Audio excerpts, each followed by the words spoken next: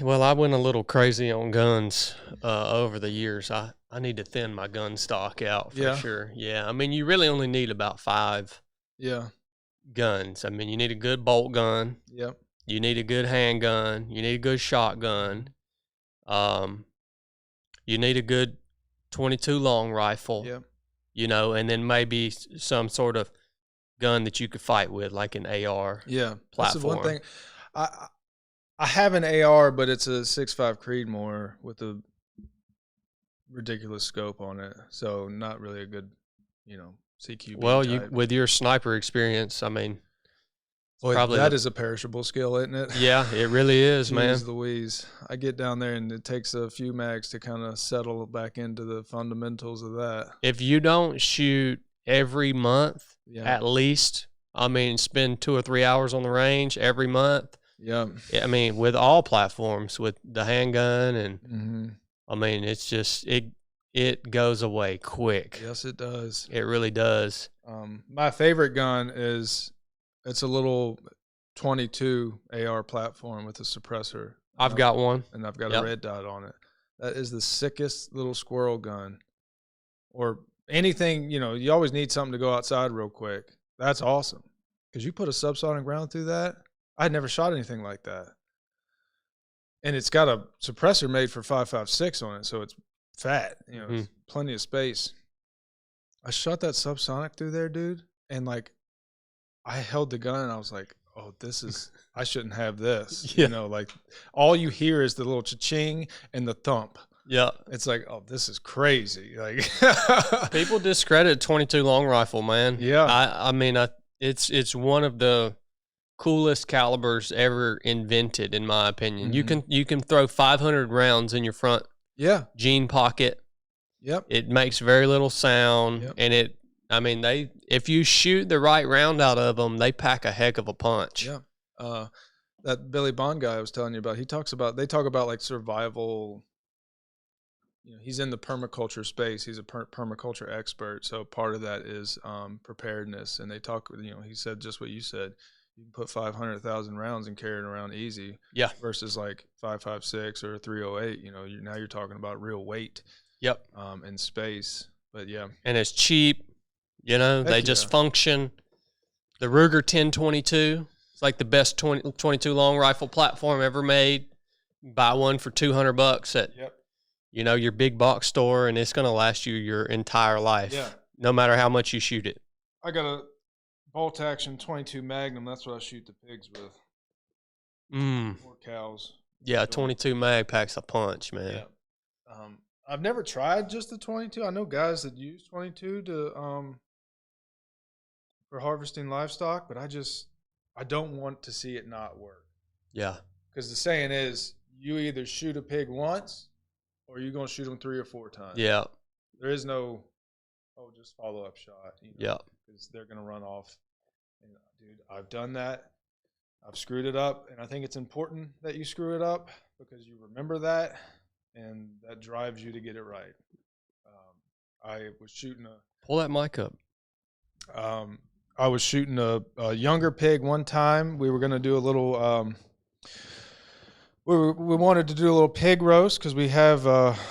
Oftentimes we'll have little barbecue events at our house on the farm, which is cool because people can come out and eat, food, meat on the same land that the animal lived, and I think that's cool to me. It's pretty rare to be able to do that.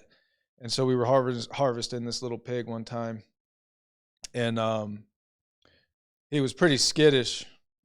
As they get older and bigger, they become pretty chill. They're very familiar with you, they trust you, and all. And I had a Kel-Tec Sub 2000, which is a 9 mil. You know what that gun is? Oh, yeah. That's any Kel-Tec. It's kind of an odd little piece, but it's got a red dot on there that sits pretty high over, and he was about 10 meters from me, and I didn't compensate enough for that height over bore, and so I hit him low, and he took off running, and then I think I ended up shooting him just through the shoulder, but it was 3-4 times maybe, and that's not good. And mind talking about that at all because, That's the reality, dude. yeah, dude. But it kind of made me sick because when you harvest an animal, you want to do it as ethically, as efficiently, cleanly as possible. That is your duty as the steward of these animals. And that, going back to Genesis again, I've answered so many of my questions about ethical farming from Genesis. Like, God gave us dominion over animals, right?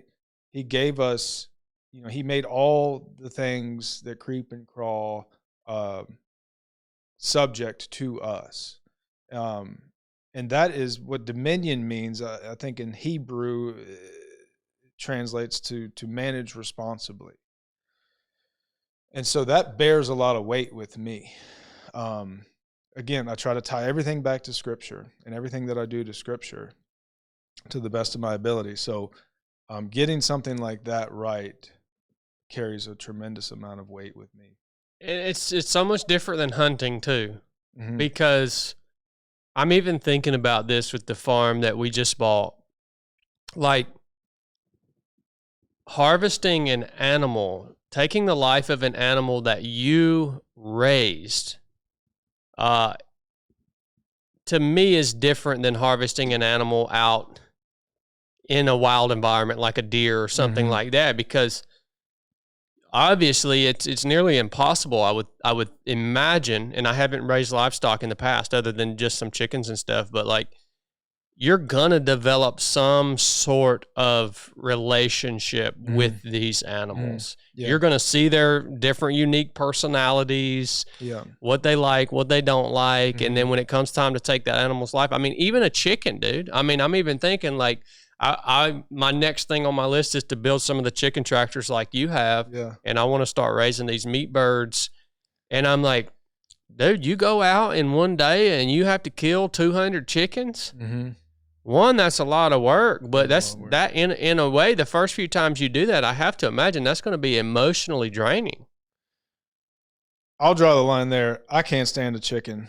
And when we kill chickens, I'm the one doing the killing and the scalding and the plucking, and everybody else does the butchering and stuff, the gutting and dressing.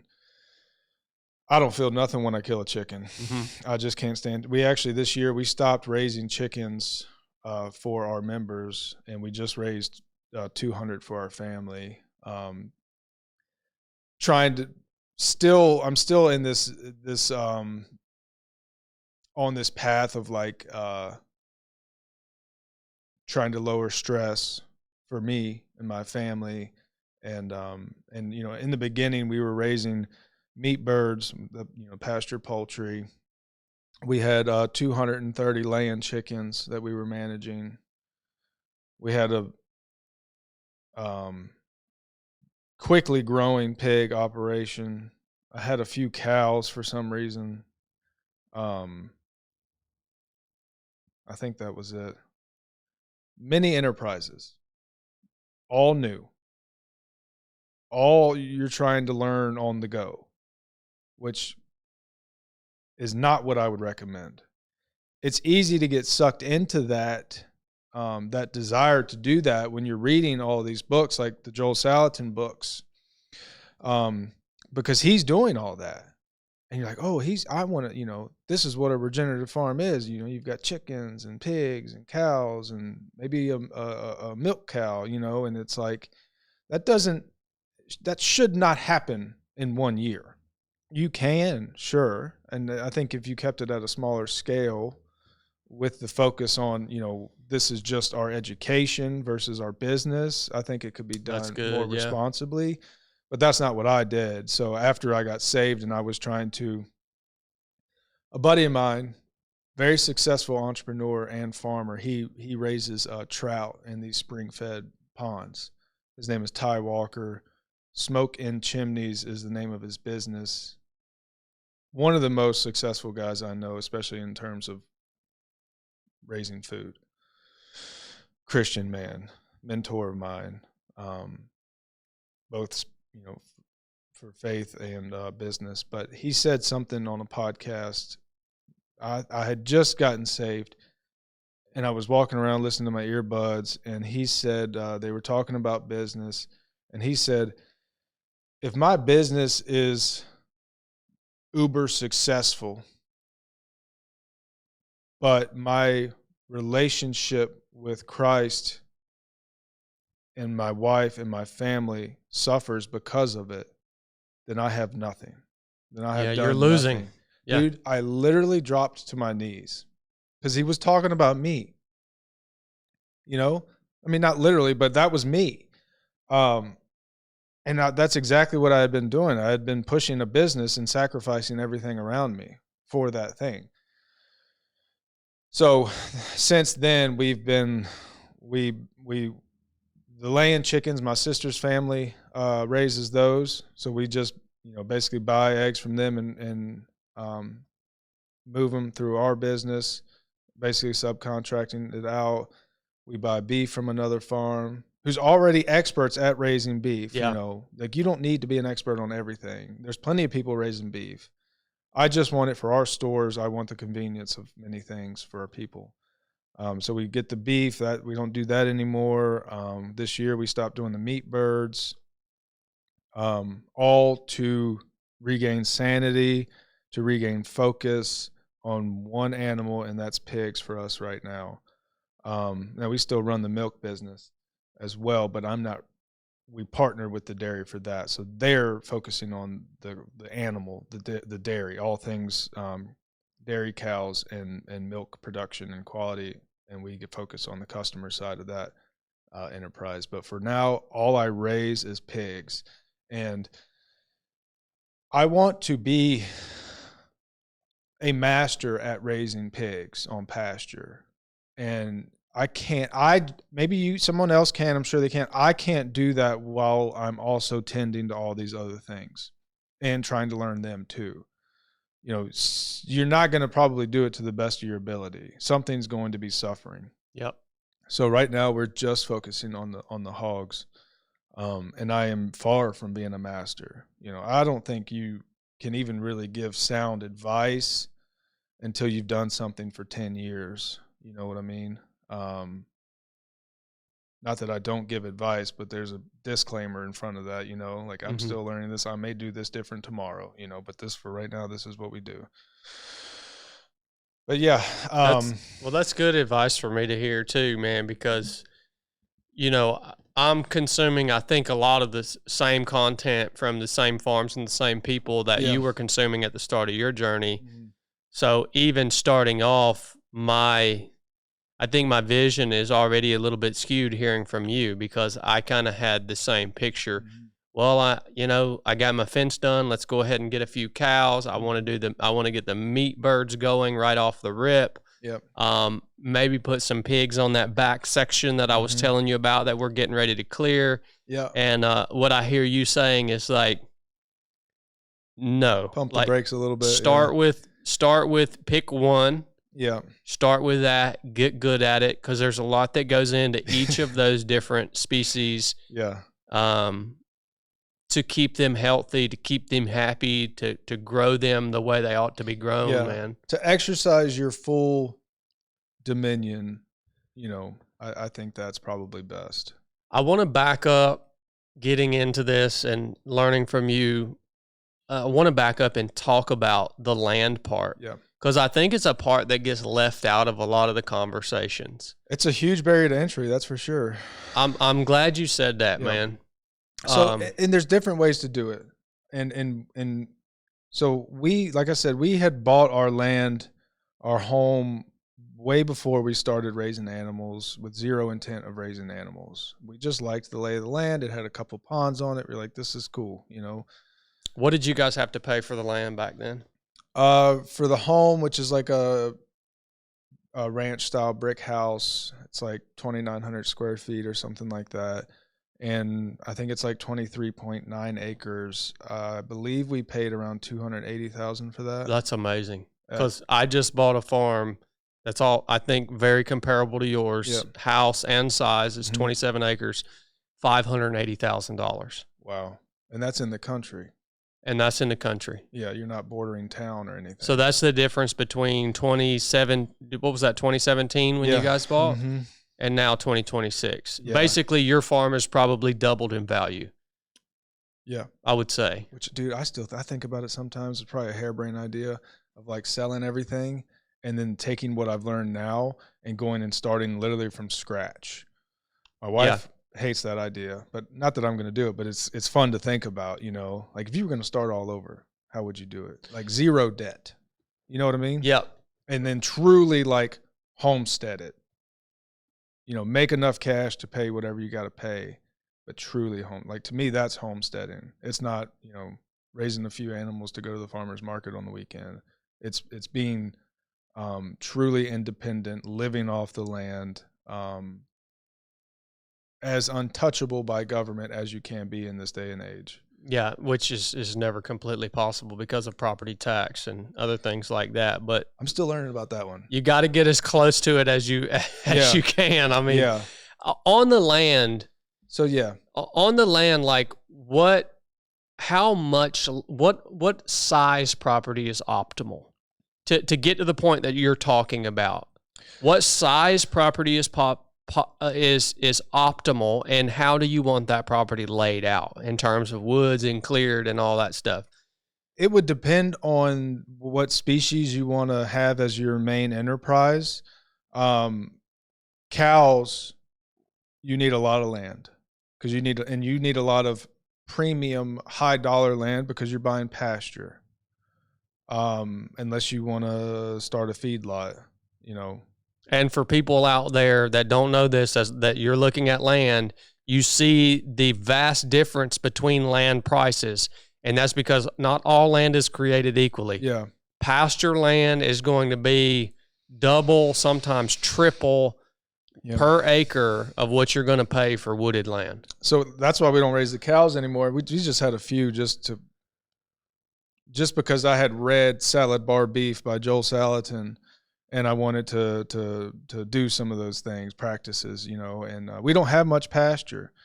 So it just didn't make sense. And I'm not going to go buy pasture. I'm not going to be buying, especially the past 2 years, the amount of hay required to feed those animals because of the drought. You know, we're in a severe drought up there. I don't know how it is down here. It's been dry down here this year too. Guys are dipping into their winter reserves for hay already. It's not good. So that's why we don't raise the cows, because I'm not that kind of, I don't own that kind of land, and I'm not interested in owning that kind of land. So that one is probably would require the most land. If you want to talk about meat birds, you don't need a lot of pasture to raise a fair amount of meat chickens, and very profitable. As far as return on investments go, there is none faster and margins none thicker than meat birds, especially if you're raising, like, you know, feeding them non-GMO or maybe even organic feed. Everybody eats chicken, even if you have alpha-gal, right? That's the niche there. Everybody seems to have alpha-gal these days. They eat chicken, and they'll pay whatever the price you set for that chicken. Yeah, $20 a pound. Yeah. It's not hard to, it doesn't seem like it'll be hard to compete with the price of good. I'm talking about good quality chicken. I'm not talking about your Tyson chicken breast off the, I'm just not eating that. I'm talking about at least labeled as pasture raised organic chicken in the grocery store. And you better even dig into that one if you can. Oh, certainly. Those birds, man. I passed a truck hauling chickens on the way down here on 85. And you just look at those poor creatures in there, and it should strike a feeling in you. And that feeling comes from the Creator. I don't know if people connect, though. Like, I think people are so far removed. Yeah. Like, I don't think they connect when they pass those trucks. Like, that's what I'm buying off the grocery store shelf. I just don't think it's real enough to them. And then that's just the transportation part of it. You know, how they lived. You know, a meat bird, especially like in a Tyson poultry house, is probably only living 5 or 6 weeks. And they're living in extreme confinement. You've probably seen little video clips or pictures of how they live, and the ammonia smell in those houses will make your eyes water. It's terrible. They're breathing in all that fecal matter that they're living in. It gets in their feed. It gets in their water. That is not something I want to be putting into my children's body, much less mine. Being fed, God knows what, covered in pesticides. They put antibiotics in the feed and water just to keep those animals alive because of the horrible conditions that they're living in. So they have to be on this like subtherapeutic level of antibiotics just to make it 5 or 6 weeks. And then the processing side, these big poultry processing facilities are doing millions of chickens a day. In this country we consume 20 I think it's around 25 million chickens a day. It's insane that just think about what has to be done to keep up with that amount, like in terms of medicine, in terms of just practices and harvesting, processing. I've also done on the chicken. I have seen some research about how much like bacteria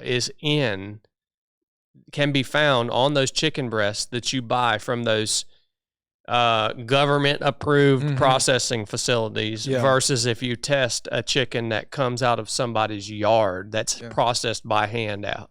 Well, there's a reason that in those large processing facilities, they have to treat those chicken carcasses with sometimes up to like 20 different chlorine baths and other chemicals because they're trying to kill that bacteria because it's so dirty. And that's essentially why we can't, like when we handle meat at home right now, meat that we bring from the grocery store, like when I handle chicken breasts, like the very next thing I have to do is wash my hands because you can about guarantee there's something bad growing on that meat. They go into these after the chicken is gutted, they go into these which is done automatically, so not clean. They're spilling manure all over the carcasses, and they go into these, they're called chill vats, big tanks of cold water to get the temperature of that meat below 40 degrees.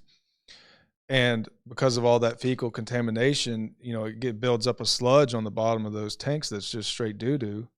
And then those chickens, that meat will absorb up to 10% in weight in that tank. So what's it absorbing? Crap. Doo-doo water. Yeah, and bacteria. So chickens are the worst, I think. But as far as raising them on land, I think it's, you do need a little infrastructure, like the chicken tractors. There's different styles out there, like Salatin's got his style. There's what's called the Suskovich style tractor, which has its benefits and its cons. You can buy some real nice ones online for about $5,000. Whew. No, I would just build it. Yeah. When you're building those tractors, Joel says, think light, think bracing. So use like 1x2s and just brace the snot out of it so it's light. Because you or your wife is going to be moving that sucker every day. And the first one I built out was using pressure-treated full-size 2x4s. I don't want to move that thing. Yeah, that joker was heavy. Heavy. Yeah. Too heavy. So everything's got to be easy.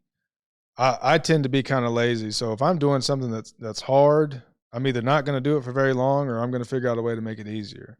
It has to be efficient, yeah. Yeah, because if I don't want to do it, an employee is not going to want to do it. So I'm constantly thinking about that efficiency, constantly, every day.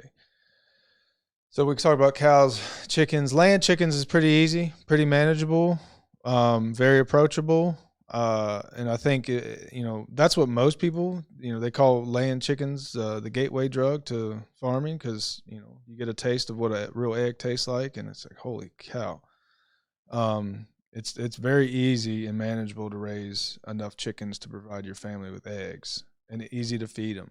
Chickens eat everything.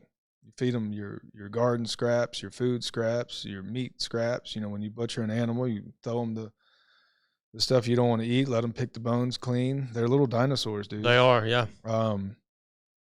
They'll eat each other if they want to. But pigs, as far as infrastructure goes, I think also very, very approachable to get started in pigs. And the other benefit about the pigs is you don't need that primo land. And this brings me into my other point about land and buying or owning land. So we only own less than 24 acres, but we operate on 5 different properties. Around 80 acres or so in total is what we occupy. And that's not fully packed or anything. That's just what I have available to me. And so we move pigs all around. I have 4 groups of pigs right now on 4 different properties, 3 of which I do not own, and only 1 that I actually lease.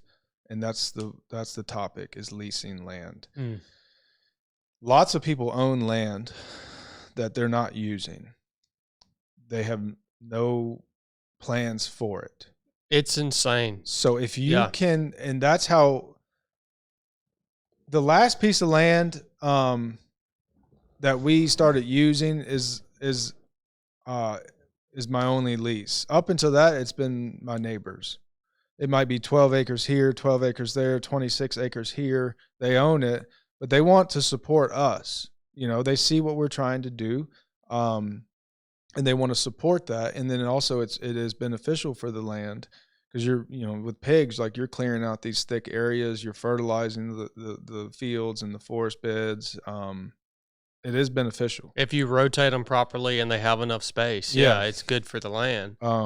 So that, I think, is a great way. Not saying it's going to be easy for you to approach somebody and pitch that, but it can be done, and it is done all around the country. But I have no interest in owning a lot of land. I don't own anything. Like I said, it's whatever God has put here for us to utilize. But that's a great way to get into it. If you've got relationships with people that own some land, it doesn't take a whole lot. You could raise a decent amount of pork on 12 acres.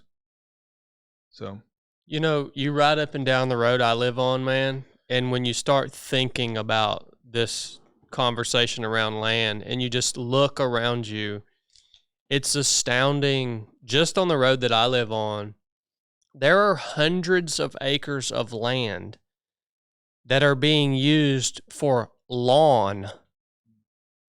There's hundreds of acres of land that is used for nothing but to grow green grass that the person who lives there has to go out and cut. Well, that's a conspiracy in itself. Like, when you start thinking about the insanity of this. Yeah, lawns are a psyop to consume your time and money, and probably you're putting chemicals into the soil because you want to kill your dandelions. All for what? So your neighbor can look at your lawn and covet your lawn. It is insanity. You look at pictures or diagrams of old school homesteads, and this gets into the permaculture world. There is no lawn. When you walk out your front door or backyard, you're walking into a food forest. If you have lawns now, my first thing I would tell you is start planting some fruit trees or berries. Do something. Take that space and grow food with it. There's zones in permaculture. So, like, I have in zone 1, which is like the first 50 feet outside of your house. Zone 0 would be inside your home. Zone 1 would be just outside your home. We have produced about 100 pounds of blackberries from zone 1. And I'm not even fully utilizing it. I still have a small front yard area. It's half parking lot, but I could be doing more. And those berries are still not even fully mature yet. But that's an example. Like, everywhere that I have lawn, and I used to be that guy. I have a whole field that was a hay field when we bought our place. I bought a 0-turn mower when we first bought that place in 2017, and I would spend 4 hours mowing that field, striping it up, making it look like a golf course, just so I could step back and look at it and be like, oh, that looks nice. Zero flowers, nothing for pollinators. Yeah. You're cutting it low, so you're heating the soil. Irrigation is limited, or holding water is limited. It does nothing for you and nothing for the environment, dude. A lawn is a psyop, and people need to understand that. It's so they can sell more oil, more equipment, more chemicals, and ultimately suck your money and your time. And more people need to realize that. But I'm just having this realization, and I've never actually heard anyone put it the way you put it. Because just recently, when we bought the farm that we have, I was still in the mode, and this has just been a year ago. I was still in the mode of like, okay, we got about 5 acres of pasture right here. Like, I need to go. First thing I need to do is go buy a 0-turn so that I can keep this cut, and I don't look like the eyesore on the road, because it's a pretty nice. It's agricultural where we live, but people keep their mess up. Yeah, keep their stuff up, meaning they just keep the grass cut nice. Like that's our standard, right? Yeah. And so, but then I started thinking along the same lines you're thinking, and I thought, why am I cutting this grass? Why don't I come through here with my tractor and till all this stinking grass up and plant this entire field in cover crop, in beans and sunflower, in clover, in flowers, just let it grow, and then just let it grow. You don't have to plant anything. Just let it grow. I haven't cut that grass over there in 3 months, man. Good for you. Because I'm like, why? Why am I doing this? And I think back to I don't know if you ever heard of Phil Robertson, the Duck Dynasty guy. Phil Robertson saying what he never cut grass. He said the frost will get it. Yeah. He didn't worry about it. The frost will get it. Yeah. And I'm like, that dude he's locked on. He was way ahead of me, man. Like, he's been thinking this 30, 40 years ago. Yeah, way ahead in many ways, that's for sure. Yeah. And as a father, so we probably got 400 plus blackberry plants right now. That's a hobby that's slowly, I have a goal of turning it into a business one day. But it started off just when we had our first child. I wanted him to have we got the protein and fat side down. I got it. But the sugar basically side of it, I was trying to do on my own. So I started, I think I bought 15 blackberry plants from a buddy. I actually traded him pork for it because he's in the produce world, and he does that too. And with blackberries and blueberries are the same way. You can propagate these plants, meaning you can, from that one plant, one blackberry plant will give you 10 to 15, if not more, new plants. And that's what I did. I planted that first row, 5 feet from my house, just enough to walk down and pick that side of the row.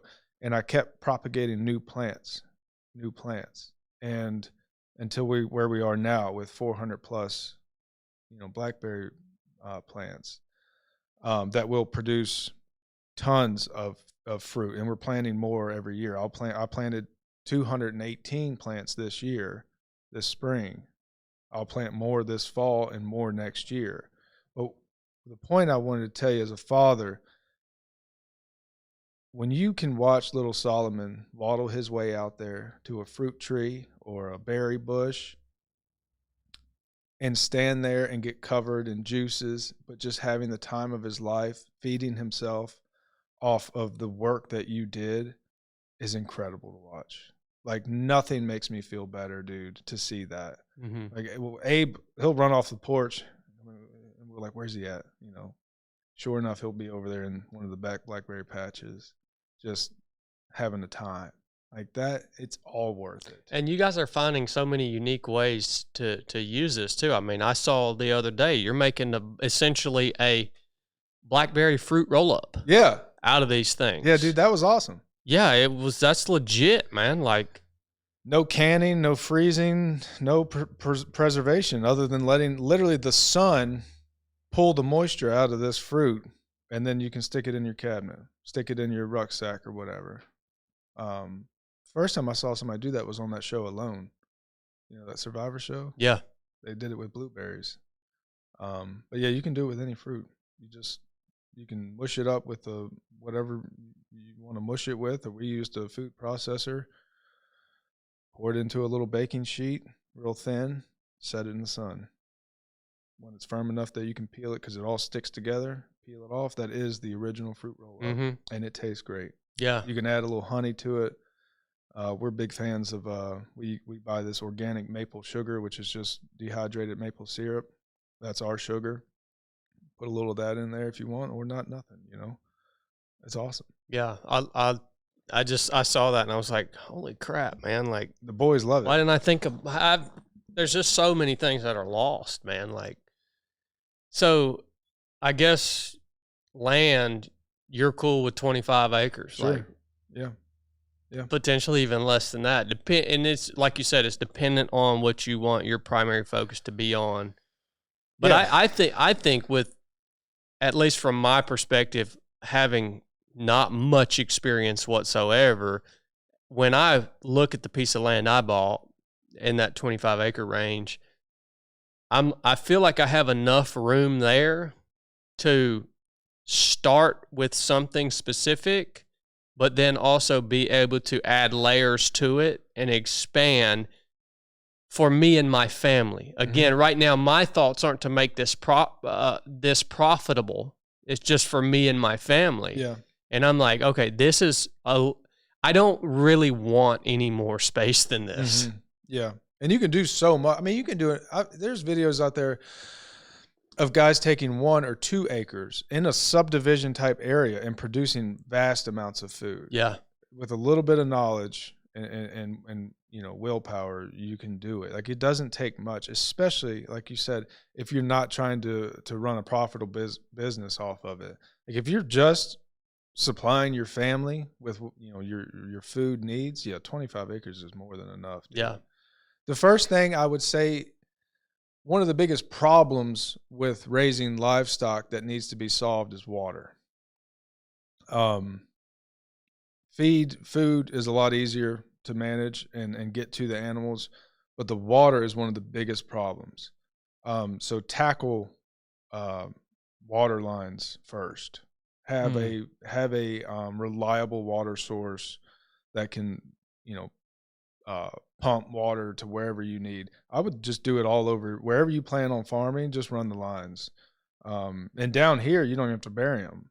My water lines aren't buried up there. And we see freezing weather, not for a long time, but I'll just, when it does freeze, I'll just move water in totes, tanks with the tractor. Now, it's more labor intensive, but until I'm really confident in where I want those lines, I'm not burying them. Yeah. The permaculture mindset is don't do anything permanent for 3 years until you're confident that that's where you want it. You know what I mean? Are you running those lines off of the same well that's feeding your house? Yeah. Okay. So you can do it if you've got a good well. You can run it directly off your main line if you want to. We have a 500-gallon water tank with a fill valve in the top and another well pump in it that feeds our livestock lines. And where are you collecting for that tank? Is that rainwater? Is that filling up? Okay. It can be. I've got it. I haven't done that yet. It's sitting right next to, we've got this barn with, plenty of area to collect rainwater. I just haven't done it yet, but that's totally an option. But the reason I did that is so, like, when I need, say, 200 gallons of water, I'm pulling from a reservoir that's not my well directly. Now my well slowly fills that back up, but when we started, we had a really terrible well. It was only 25 feet deep. You could turn the garden hose on and it's going to run out within 5 minutes. So last year we dug a new well because that one finally went dry. And it's been great. It's completely changed the game for me, having a well that produces 40 gallons a minute, with a lot of volume. The deeper you go, the more volume you have to pull from, and it fills up really quick. So I could probably do away with that extra tank. Everything's already set up. But that's how we do it. And in the wintertime, like I said, I just transport water around. But that is the advice I would say is put those water lines in first. Well, that's moving me kind of right into the next questions I had for you. Once you do get the land, And I want to reiterate for all of you out there who don't think you can ever own land, understand that everyone who buys land, it stings. Like I see so many people who never end up owning any land because they're just waiting for the price of land to go down. It's never going down. It's never going down. Like if the economy crashes and real estate prices get better, well, you're probably going to be making a lot less money. Yeah. You know what I mean? So it all equals out in the end. Like if this is the direction you want to go, you may have to hunker down and save your money and make some sacrifices. Yeah. For a few years before you are able to make the down payment, because it's always going to sting, man. At least that's been my experience. I mean, buying this farm up here, that stung. Yeah. That's way more money than I wanted to spend, because moving into our next piece of the conversation is the initial infrastructure that you need. I mean, you buy the land, you have the house on the land, hopefully, which means you can live there, but you got a blank slate. I mean, I want to talk to you about infrastructure. You mentioned water being the first thing that you really need to look at, but beyond that, fencing, tractors, barns, smokehouse, like what's the order in terms of the infrastructure after you get the water part figured out? So we have a tractor. It's a smaller tractor. It's a 52 horsepower Kubota with a front end loader on it, which I use every day. We bought that before we started the farm as just for property maintenance type stuff. Did you buy new or used? That was new. I bought mine new too. I've never seen tractors hold their dang value like nothing I've ever seen, dude. And at the time, you can get warranties with new. You can. We bought this during COVID, so we got like 6 or 7 years 0% financed from the Kubota dealership, so it was a good deal, However, if I would have known what we were going to be doing for a living, I would have bought a skid steer. Strictly because of the material handling side of it. Tractors aren't great at picking up a lot of weight. They're light in the rears, especially the newer tractors, which mine is. So I lose efficiency there. I can't fill up a whole feed tote. I can't fill up a whole water tote. It's only gonna often, if I'm picking up something heavy, I've got to put the bush hog on the back for the counterweight, which is annoying to have to do and slows you down. But I can only pick up maybe 1,500 pounds, so not even a full ton. And in our line of work, we deal in tons. So that would be something I would do different, is get a skid steer. Plus all the earth moving stuff you can do with a skid steer is very beneficial too. Yeah, man, I was kind of going back and forth in my own mind with that. Just, it's probably only been 2 months ago. And there's something about a tractor. Sure. Like there's something about it that draws you to it. It's such an iconic piece of equipment, especially when you're thinking about starting a farm and going into this lifestyle. But the skid steer, dude, like all of the implements that you can put on a tractor, you can get them for a skid steer. And like I can put a tiller on the front of the front of a skid steer. Yeah. I can do everything plus 10x with a skid steer that I can do with my tractor. Yeah, tractor's cool and all until you're on 2 or 3 wheels trying to carry something heavy. Yeah. Which I spend a lot of my time like that, just pushing it to the limit, which also isn't great for the machine, when the skid steer wouldn't blink at it. One day we'll buy one. I thought we might buy one this year, but God put it on my heart. We paid off like 3 little debts instead of doing that, because I don't need it, So I wanted to like plug some holes in that bucket. If all your money's in a 5-gallon bucket, you've got holes in the bottom, and that's your money going out, and you got money going in. I was trying to cork some of those up, which was the best decision. It's nice to see my bank account kind of not getting drained every month by expenses. Yeah, certainly. Yeah. Getting rid of debt has to be one of the most sound pieces of wisdom There's so much freedom in that alone. Yeah. I want to talk about fencing. Yeah. Because it's been a big project I've been working on. I've probably put up over 2,000 feet of fencing over the last month or so. What kind of fence? So I'm doing the perimeter of about half of my property, just following the property lines. And it's either wood or metal post with woven wire fencing. Okay. Barbed wire across, one strand of barbed wire across the top. For me, I guess there's multiple reasons, purposes for that. One, to create kind of a boundary line for my son when he gets older and he's out riding his foal or whatever. It's kind of to create a boundary line for our pets, our dogs and stuff like that, as they're just kind of free ranging around the farm. But I see you using a lot of the what would it be, like poly netting or braid or netting, and the electric fence, and man, that really seems like the way to go. I have no experience with it, but I plan to use that for all of my cross fencing. Sure, yeah, and to be able to move things around and create different barriers. So perimeter fencing is not a bad idea. So when you get into raising animals, if you get animals that get out, which is going to happen, it is nice to know that they're only going so far and they're going to stay on your land. I do not have perimeter fencing. Maybe one day, but we do not right now. And when I do that perimeter fencing, it will be high tensile electric. One, because it's much more affordable, and it is much more forgiving than woven wire. I do have some woven wire, one pasture that's fenced in woven wire, but when you have a tree branch or tree fall on woven wire, it does not bounce back. You cut the tree off and you got this mangled mess. You have to stick in, T-posts wherever it's messed up and try to like stretch it back out. And if it happens to be a 400, 500 foot run, the whole run probably loses tension. Yeah. So stretches.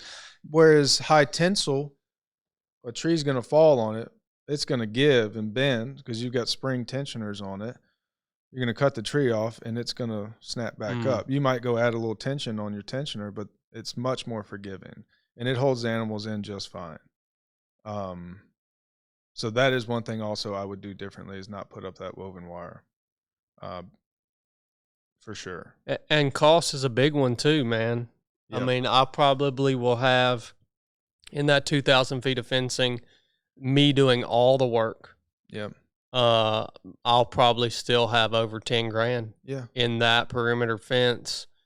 When you look at gates, when you look at wire, you look at a 6 foot wood post is $10.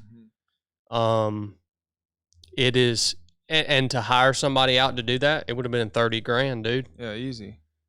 I mean, if you're going to do this is, I think, I wonder if you agree with this. If you are going to do this, I think you have to come to the realization that you're going to have to do everything that you can possibly physically do by your own. Yeah. No, I don't. We just recently hired a friend of ours, and he does the delivery route once a week. But yeah, other than that, as far as the animal operations, it's me. Yeah, building, figuring out how to build a fence, a chicken coop, all this stuff. Sometimes we'll do bartering.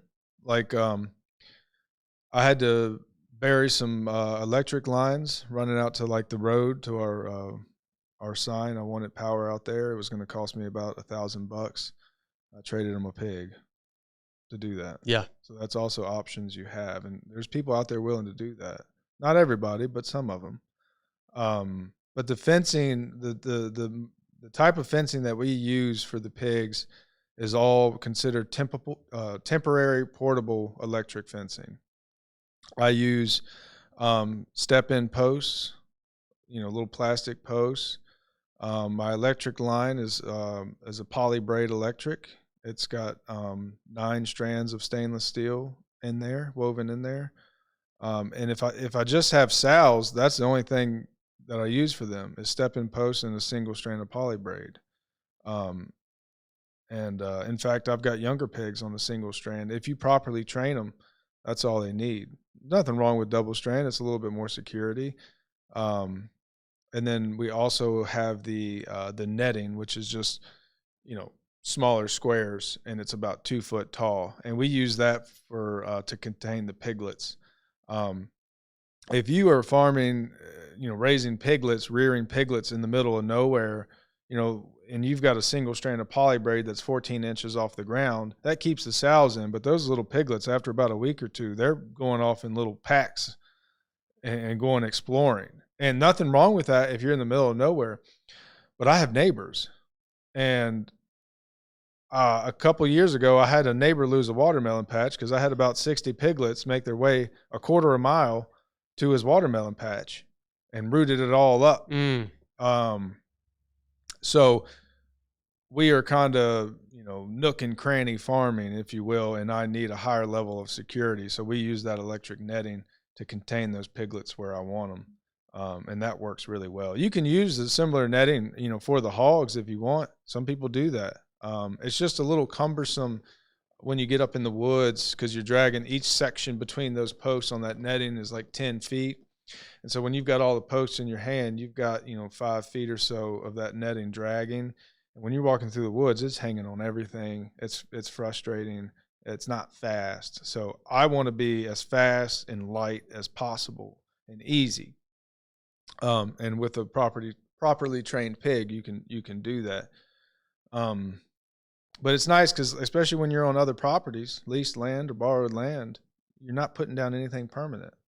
Yeah, you have to go the route that you're talking about. Convince a landowner to let you put up this permanent fence, and also that's a lot of money you're investing into someone else's land that they could not allow you to use one day. So, being able to pick everything up and get it out of there is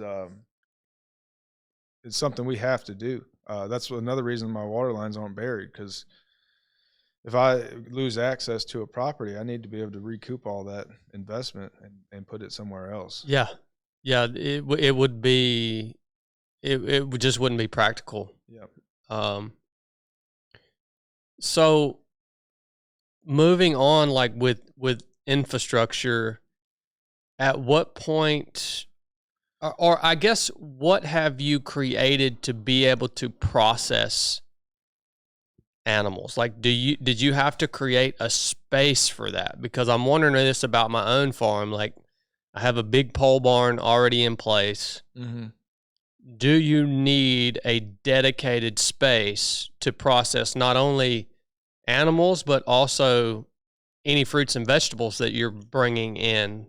Like, or should you just try to do it in your home kitchen? Like, well, it would depend on the type of animal. And just to be transparent, we still work with a local butcher because I don't have the infrastructure to handle the scale that we're at. I have basically a prototype that I work with. And once I get some extra money, we'll scale that and fully take that over 100%. That is certainly a goal, but it's nice because now I know like exactly what I'm going to do. Chickens, I'll start with. You don't need much for a chicken. People use those poultry crates to put the live chicken in to transport it to where you're gonna kill it and butcher it. You need some kill cones to put the chicken in upside down, where his head hangs out on the bottom and you bleed them out. You'll need something to heat water up to 147 degrees or so to scald that chicken, which could be a propane burner in a pot, and then you could pluck it by hand, or you could buy a prefabbed plucker, which I would recommend. And they make nice prefab scalders too. As far as equipment for chickens, that's basically it. The rest of it, the gutting and cutting it up, if that's what you're going to do, a table out. We do it all outside. Some knives, and then you can find a clean tank that you can put cold water in with ice. We freeze big blocks of ice to do that. And because the goal there, and in any meat processing, is to get that carcass from hot to below 40 degrees as quickly as possible. Mm-hmm. So chickens, it's pretty easy. When you get into the pigs, now you need a place to hang that carcass, and Yep. you're not with chickens. Also, you're not aging, that meat, So whereas you do with beef or pork. Yep. So it's a little bit different ball game. So what we did to have our own walk-in cooler was I bought a used refrigerated shipping container off of a government auction website. And it's a small one, and the whole inside is stainless steel, metal flooring, easy to clean, looks nice, looks professional.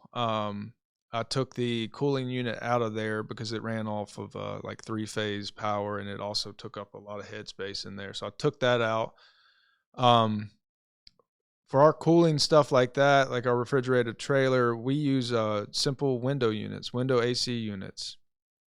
And I use a thing called a CoolBot. That's the name brand of it, that you just mount right beside the window unit, and you use a piece of aluminum foil to couple the thermostat from the window unit with this little heating element that comes from the CoolBot.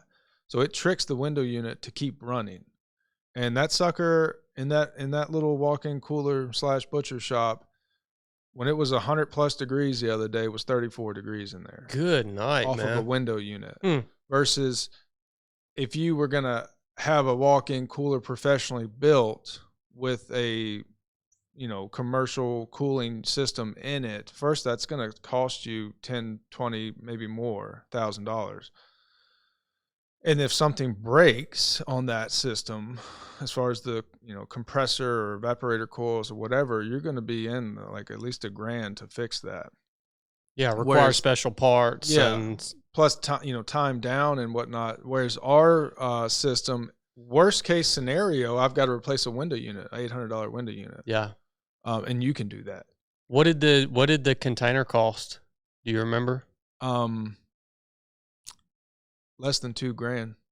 I think I paid $1,800. Nice. Plus fees. So, those government places or the auction places take a certain percentage or whatever. So I think it was like $2,000 when it was all said and done. And you got a dang walk-in cooler Yep. big enough to bring these pigs in to age the meat. Yep. And I put I screwed in Unistrut on the ceilings, and I bought these hangers with little wheels on it that you can put in. They're made to go in Unistrut, and they've got hooks. So like you put a meat hook through the animal and you hang them on that, and you can move them around. It's very DIY, but it works. And it looks pretty good too, I think. And yeah, we've got over a 600-pound pig hanging in there right now. Dang, man. Dry aging. That's the other thing. When you do it yourself, you have complete control over it. So if I want to dry age my pork for 14 days to make this already, superior product even better, I can. Yeah. And I don't have to pay extra to do it. Yeah. So it's very cool, man. How about like for you and your family, what about like freezer space?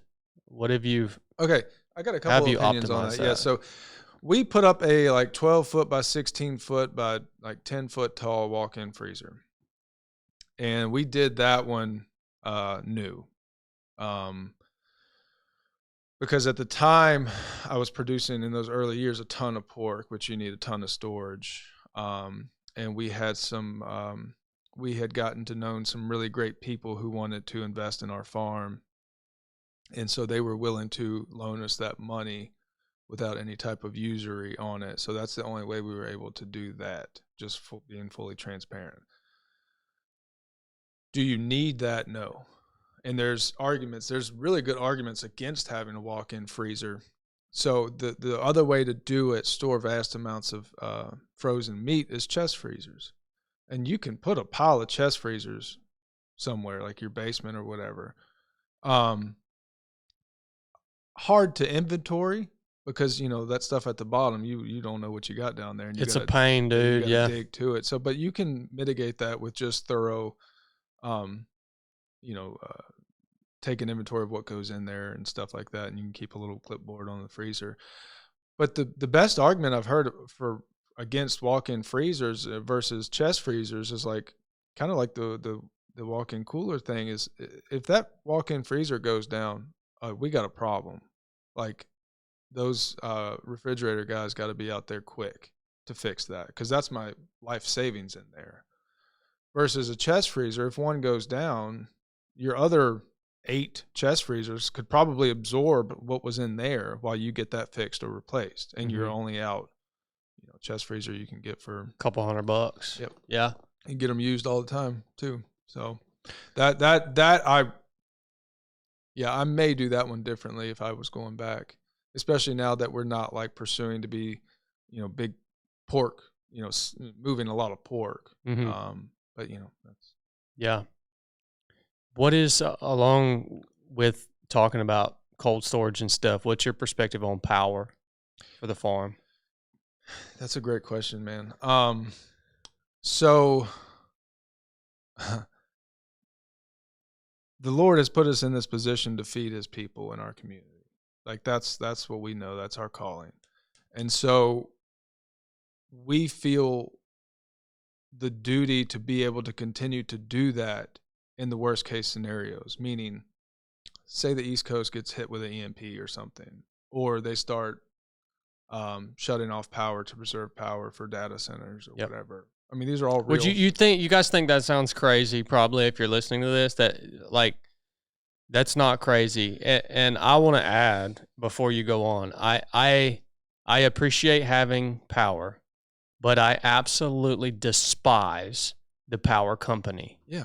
When my cousin has a working cattle farm that he spent his whole life to purchase, build, and get up and running, and the power company, Georgia Power, right now, I went to the meeting the other day, and the representatives of this corporation that makes that brings in $11.6 billion of revenue per year sit in my cousin's living room and tell him that they are taking his land and putting a substation right smack in the middle of his pasture, right behind his house where him and his family live, for the sake of cost and convenience to them, and there's nothing he can do about it.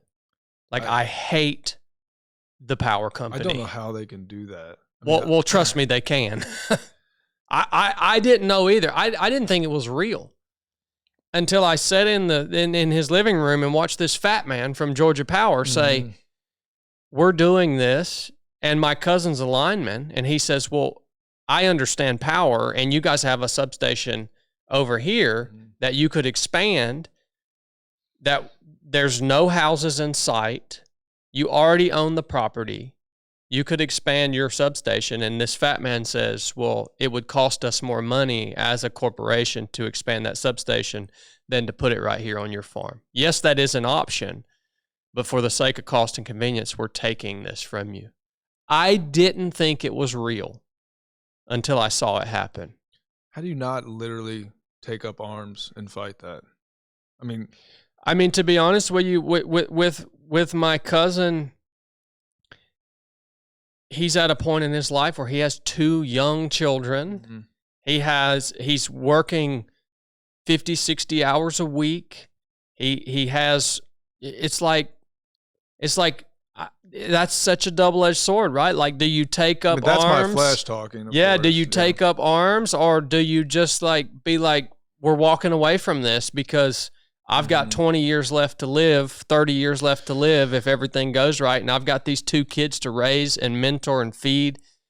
Like, what do you, because you take up arms and all of a sudden that becomes your life. Well, they're not only taking your land, they're taking your livelihood. And it's amazing to me that there's not legislation that protects people like you, people like my cousin, that protects their land against this happening. Yeah. Like, this is different than putting a substation in the middle of a hunting club, or even putting a substation in the middle of some dude's yard. Yeah. Yeah. Well, they're taking your land, your livelihood, and then they're also jeopardizing the health of your family for the rest of their lives because of the electromagnetic frequencies. So his wife did all the research on that. Like, what are the repercussions of having high tension power lines and a substation in the vicinity of where you live, and there's some legit consequences to that, health consequences. Same with like a cell phone tower. Yep. You know, you don't want that. But we got sidetracked on that. I just had to share. That's why I'm asking about power and your perspective on power, man. Because I don't like the dependency on it. I don't either. But we're all guilty of that, unless, you know, maybe not the Amish so much. But so I was saying, you know, we want to be able to continue to feed ourselves and our community. It would be a very small part if that's the scenario going on, but we want to be able to do that in those types of worst case scenario situations. So the first kind of like plan B was we put in a diesel generator that will run the house and that walk-in freezer. I got that off a government auction website. It's a used military one. It's camouflage, pretty sweet. It had like, you can get them with like next to no hours on them. Like, mine had like 300 hours on it. And it's a 2010. I think it'll last thousands and thousands. I'm pretty sure they just started it to PMCS the thing once a month or whatever, you know. And you can get great big ones too if you want. But that is still just a Band-Aid. Like if we don't have power for 6 months, I'm not running that diesel. I'm not going to have the diesel fuel, you know, or at least to sacrifice to that. So like plan C, and this is kind of where we get into the smokehouse and meat preservation side of it. Plan C is meat preservation. So instead of like, I'm not like a big prepper type guy, you know, I don't have an attic full of canned goods or anything like that. But where I prep, my responsibility is that meat. So I've got thousands of pounds of salt stored up. Because if the main grid power goes off and it's off for an extended amount of time, there is no freezing meat. We're going to be curing meat and cold smoking meat to preserve it. And solar wouldn't produce enough power to run freezers around the clock. The technology in that has improved a lot over the last 10 years. I think the batteries still have a ways to come, and I think the technology is out there for it. Whether they're releasing it to the public or not, I would think, you know, the latter. I think, you know, like anything else, it'll come out eventually, but it can. But I don't know the longevity of that. You know, if you don't get good or adequate sunlight for a couple days or maybe a week, that happens too. Yeah, and even just talking about this, because I've considered solar, you know, you're talking about a true long-term solution. Yeah. Solar systems still need maintenance. Mm-hmm. Like they need new batteries, I'm sure, at certain intervals. They can get busted. Panels get broken. They need, so you, that's a hang up right there. Legitimately, if you're thinking seriously about this, solar's not really the answer either, because it's a Band-Aid. Yeah, if this happened and the something did happen to the power grid, you're not getting parts for your solar system a year down the road. No, you're not getting them. It's like, a Band-Aid, dude. Learning the skills of preserving meat without power is it's the way it was done. Yeah. Yeah, this was common knowledge not that long ago. And it's completely lost, dude. Yeah. Like if you told me to build and run a smokehouse and smoke and preserve meat right now, I would, I'm done. That was so funny because like we were in the butcher shop. I think we were curing bacon or doing something, and I was listening to your podcast, and you were talking about these lost skills, and you're like, people don't know how to do it, and yada yada yada. And I'm like, we're out here, bro. You know, like it was one of the first posts I saw from you, I think, was you were in your smokehouse, and man, you had this beautiful meat hung. Yeah. And I was like, this dude is legit, like learning real skills, man. And it was not taught to me. And it's hard to find that type of information online. It's out there, but it's hard to find it on YouTube. So when we started, let me go back to where this kind of started. The first USDA butcher shop that we were using to butcher our pigs back in the day, To make bacon, they also have to have a separate USDA approved and inspected smoke house or smoker or something like that. And they didn't have that.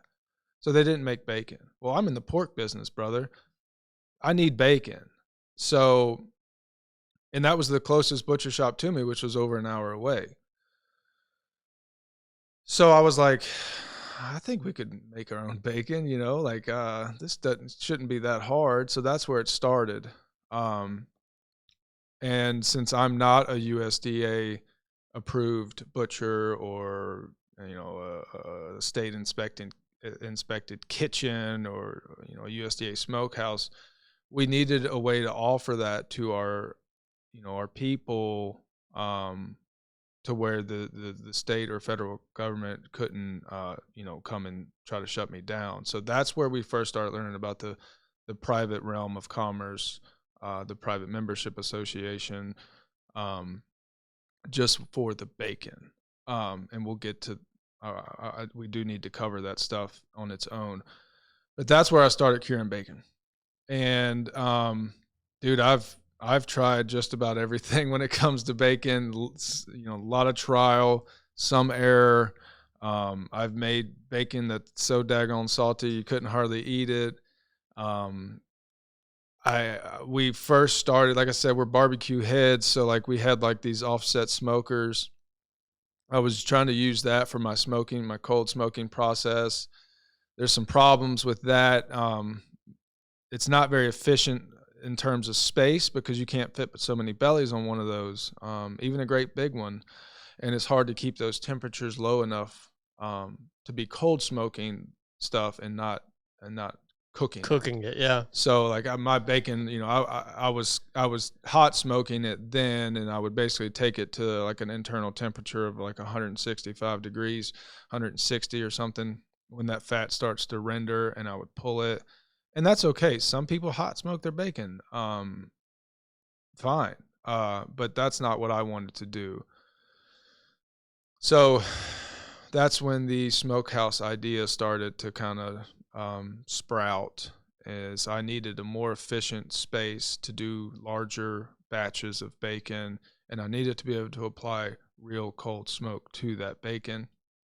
So I started looking into smokehouses, and I found this one guy on YouTube. I think he lives in Tennessee. He had built one. I was calling guys who I knew had like grandpas that had a smokehouse. I'm like, do you remember, did he teach you this? How did he do it? I had a lot of questions, real naive kind of questions, because you just don't know what you don't know. You don't even know what to ask. I mean, I wouldn't even know what to ask right now. And there's like so many different techniques and opinions about it. You don't know what's the best way. So I finally just got so frustrated with the way I was doing it. I had to do something. So I just we had milled a bunch of lumber on the farm that I had cut down from the farm, and literally people ask me like the dimensions of it and stuff, and how I have plans and designs, and like no is the answer to all that. My lumber was just over 14 feet long, so I built that sucker 7 foot by 7 foot because it was the most efficient use of my lumber. It's framed out of white oak. That was a question I had. Well, like, if I frame it in pine, is that going to affect the flavor? I don't think it would. Actually, I feel pretty confident saying it would not. But we used white oak because I had it. The siding is made out of tulip poplar because I had a lot of that in like 1x6s. And we put a simple A-frame on it, put a tin roof on it, put a door on it. I had an old wood stove that I wasn't using, and I set that on the outside of the smokehouse and piped that in using standard 6-inch stovepipe that you can get at any hardware store. And it's about 10 or 12 feet away from the actual smokehouse, and that gives that smoke time to cool, going in. And with the smokehouse and that setup, I mean, I can hang in there. My last batch of bacon, we did 400 pounds of bellies hanging in there easy. I'm not even using it to its full, scale. And we smoke our bacon, usually around 60 hours, close to 3 days is what we do it. but learning how to cure meat the old-fashioned way, because that's another piece of this, is the industrialized way of curing bacon is they inject brines into the meat, brines that are full of nitrites, which speed up the process, and oftentimes phosphates, which bind up the water molecules in the meat. And that's just how it's done because it's highly efficient. You can do a lot of bacon really quickly. Whereas, I mean, you can make bacon in a few days like that. Whereas the old world way of dry curing meat takes weeks. It couldn't be further from efficient, you know. But so what we do is we'll take that piece of meat, whether it's a belly to make bacon, or whole ham to make prosciutto, or capicola from the front shoulder of the pig. You know, all these, the Italians know what they're doing when it comes to cured meats and prosciuttos or charcuteries. And you cover it, and you can use just salt. That's all you need is just salt. When it comes to, like, you know, changing up and developing a different flavor profile is when you can add in like your sugars, like we use maple sugar, or black pepper. You can, you know, whatever season, garlic powder, onion powder, whatever you like. I made bacon one time that tasted like KFC fried chicken. It was good, but not really what I was going for bacon, you know. So now we're just the salt and the sugar, and just playing with those percentages over the years. We've kind of honed in on what we like, and also smoke time. Like, I've made bacon that's like so smoky. I mean, you're walking around burping up bacon for the rest of the day, and that's not super ideal, especially when you're trying to make a premium product for people and their family to enjoy. Yeah, that's kind of, I bought a couple books on, like, you know, this old school style of curing, and I, you know, read it and took notes and stuff. And do you remember what those books were? Or one that really stood out to you? Dude, I'm drawing a blank on it. It's like the River Cottage Meat Curing, I think, something like that. I think it's like an English book, from, you know, like a European, you know, because that world is a whole lot older than our world here in this country. Like, it's the knowledge of that kind of stuff is much more, at least, preserved there than it is here. It's more common. So yeah, I bought that book, and it's full of recipes. I've tried different things, but just, if you just are trying to cure meat to preserve it, dude, don't overcomplicate it. I always tell people the village idiots back in Jamestown knew how to cure and preserve meat. You know, don't like put it on this pedestal. It seems like that though. Like it seems like man, if I actually tried to do this myself, like, I'm going to end up dying from some, you know, crazy, you know, disease or worm or something. Yeah, is what they always throw around. Because I didn't do it right. You know what I mean? It seems like it's just this super complex thing that's completely out of reach for anybody. And I love how your story is like, necessity drove the innovation. Yeah. Like, the butcher that you were using didn't have the ability to do it. This is part of your business. Necessity drove that innovation. You did what research you could, but ultimately, from what I hear you saying, the only way you're going to learn how to do this is to strap on your dang boots. Yeah. Build a smokehouse. It doesn't have to be perfect. Yeah. Build it according to the dimensions of the wood that you have laying in the yard there, and start doing it. Yeah. So I suffer, and I think a lot of, like, our generation suffers from perfectionism. And I have to really focus on not letting perfectionism be the death of me or hold me back. It's just, you know, perfectionism is just another form of procrastination. Yeah. Another term for it that I like is analysis paralysis. You get so caught up in the weeds of trying to see something through for every step of the way before you even take that first step that you end up not doing anything. It haunts me just like everybody else. But you have to, like, kill that in your mind and just be willing to take that first step or leap, and with the expectation of it, you might fail. You're probably going to fail, but look at it as like a prototype. Or every failure, you're learning multiple things from that failure. So take what you learned, try it again. And I have to focus on that still today, but that was a lot of that. Like, let's just do it, see what happens. Yeah, I think that's critical wisdom, man. If you're going to move in this direction, it's like, it's crazy to me that with the things that we're talking about right now, literally, 4 generations ago was common knowledge. They'd be laughing at us. They would be. It was common knowledge. I mean, you visit any homestead in Virginia, for instance, there's going to be a smokehouse. Yep. I mean, like old ruins of a Civil War era homestead.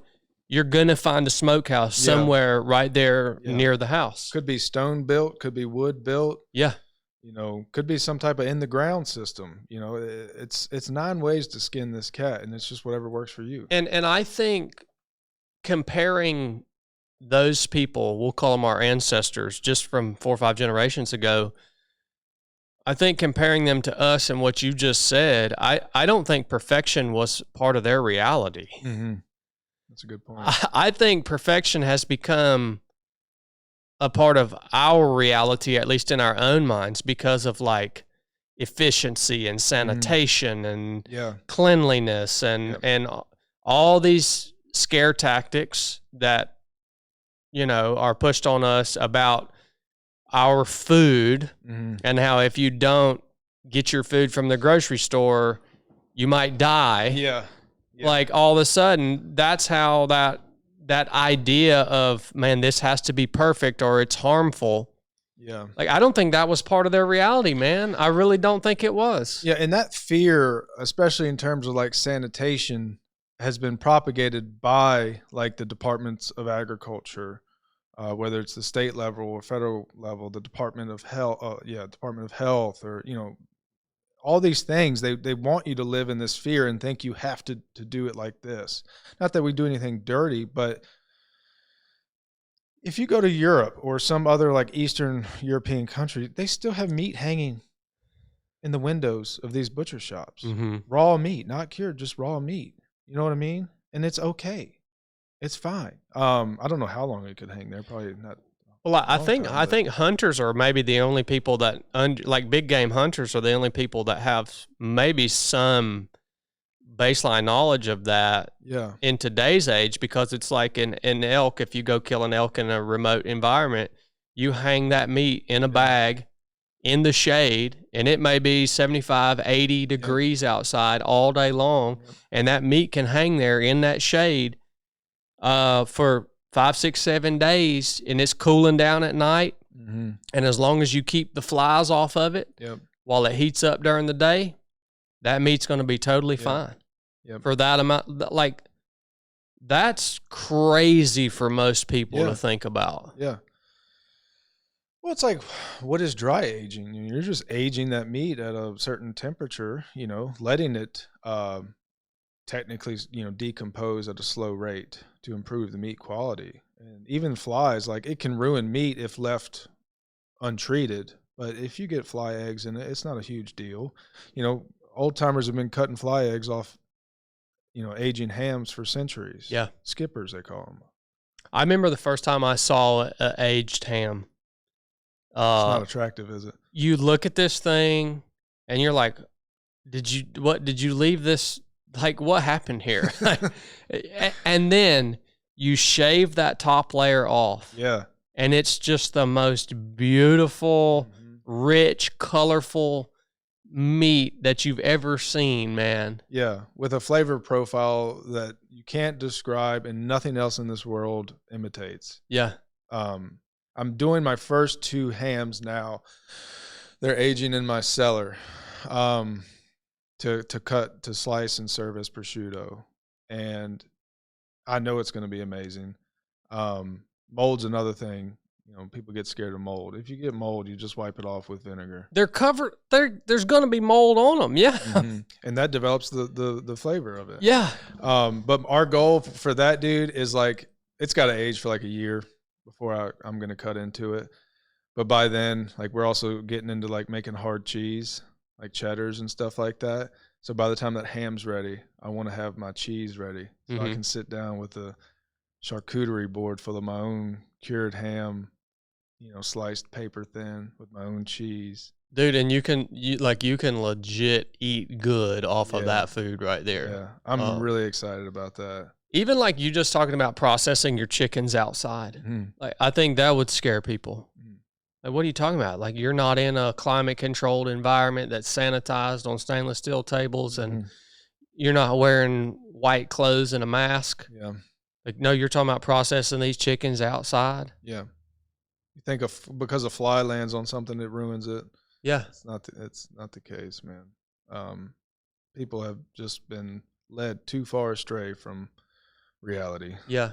Um, Man, it's all super encouraging to me. It's actually getting me. I mean, the whole everything you're saying is just getting me like pumped up. yeah, cool, good. And I'm glad. Again, I'm glad it's a sanity check for you of like, because again, I had this vision of having all these different pieces all Yeah, at yeah, once, and I think even if I wanted to go that route, like I'm not going to forget what you said. You need to look at all those pieces. If you want to do cows, pigs, and chickens all at once, you need to go small and realize this is just a learning experiment for you. Yeah, And then you pick which direction you want to go from there. yeah. We should probably kind of cover the business structure side of things. Yeah, that's the next thing I wanted to talk about was the PMA Yeah. that you guys are doing now. Because I know some of your content early on, I mean, you guys were having tons of crazy issues with government. Yeah, we went through a spell there surrounding the milk, because the government hates unpasteurized milk. Like they just have demonized it, and that has been indoctrinated into this society since the 80s, when they made it illegal for dairymen to sell their neighbor unpasteurized milk, which killed a lot of small dairies. Dairies have been going out of business at a crazy rate since then, which is the agenda, more control of the food, right? Mm-hmm. Just like it's no different than these factory farms, raising millions of chickens or pigs or whatever. The fewer of them. Why does the government want to? Is it because it's the last line of like there? I guess I do get it. Like I guess I can answer my own question. Like why is the government targeting small farms like yours and so many other people and have put them out of business and like? What's your perspective? Like, why is that? Control. If you control the food, you control the people. It's a cornerstone of communism. Look at the Bolsheviks. Read a history book. Not that I'm an expert, but I know enough about it, that if they can starve us, they'll make us do whatever they want. And so to run a public business means you are at the sufferance of the state. And when I say the state, I mean federal, local, whatever. And that's what an LLC is. Any incorporated type of business is a public entity. And so when we started, that's what we were, because that's what people told us to do. Until you start, and I didn't know anything about it, but I kind of immediately started to just hate everything about it. Like I'm now producing food. I'm a farmer, at least pretending to be one, but I can't feed my neighbors the way that it should be done, or at least the way that I felt it should be done, because of all these regulations. It's literally illegal. Yeah, for you to do it. These statutes. So we began kind of learning about PMAs, which is Private Membership Association, and to kind of paint this picture, you need to describe there's two realms of commerce. There's the public realm and the private realm, which have been defined by the federal Supreme Court several times and recognized. The government only has jurisdiction, authority over the public domain of commerce. And that's what an LLC is. You are operating in the public realm, the public domain of commerce. You have that business license. That is a contract. You are agreeing to abide by their statutes, their regulations. That's a contract between you and the government, essentially, for you to be a 100%. business owner. 100%. We didn't know. Most people don't know that until you start trying to do your own thing, and then you find out. So we wanted to not operate in that public realm of commerce anymore, because we wanted to feed ourselves, feed our community the way that we think the Lord sees fit. And the way that your community wants to interact with you. Yeah, 100%. Yeah. So the term farm to table, I talk about it a lot, man, because if you're operating publicly, there is no farm to table. There's farm to government to table. Yeah. There is government intervention. There is some level of adulteration happening in the middle there. One of my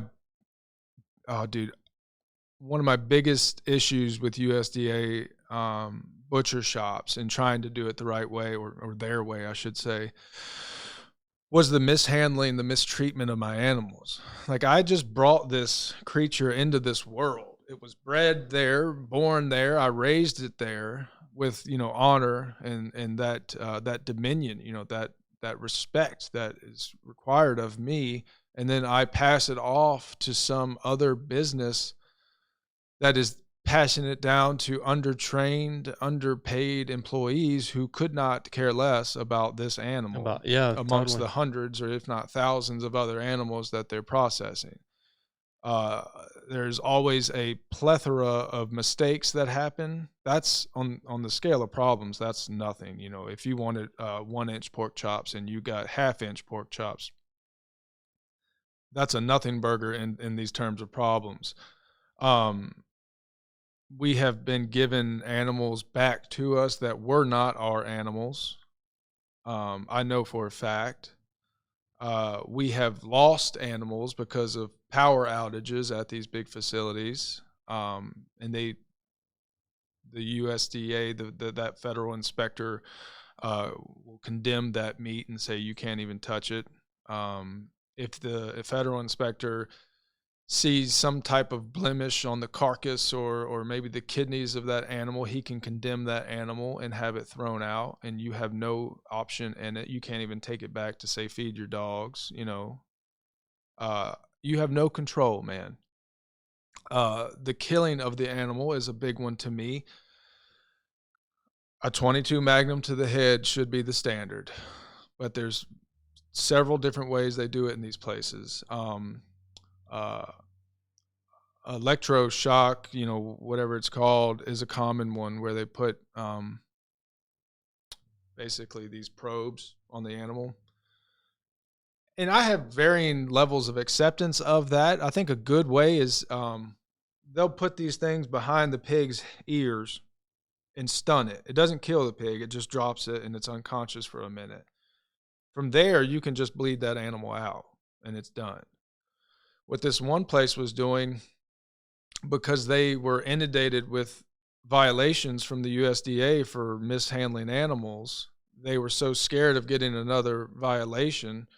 What had happened was they had stunned the animal, and the employee forgot to move forward with the process, and the animal got back up, which is a huge violation. So to keep that from happening, what the guy was supposed to do is he stuns the animal, it goes down, then they take those same probes and they put it on pigs, for instance, they put it behind the front shoulder, which is kind of where the heart is, and then they put it on the head, and they're just running a current between the heart and the brain, and that kills the animal.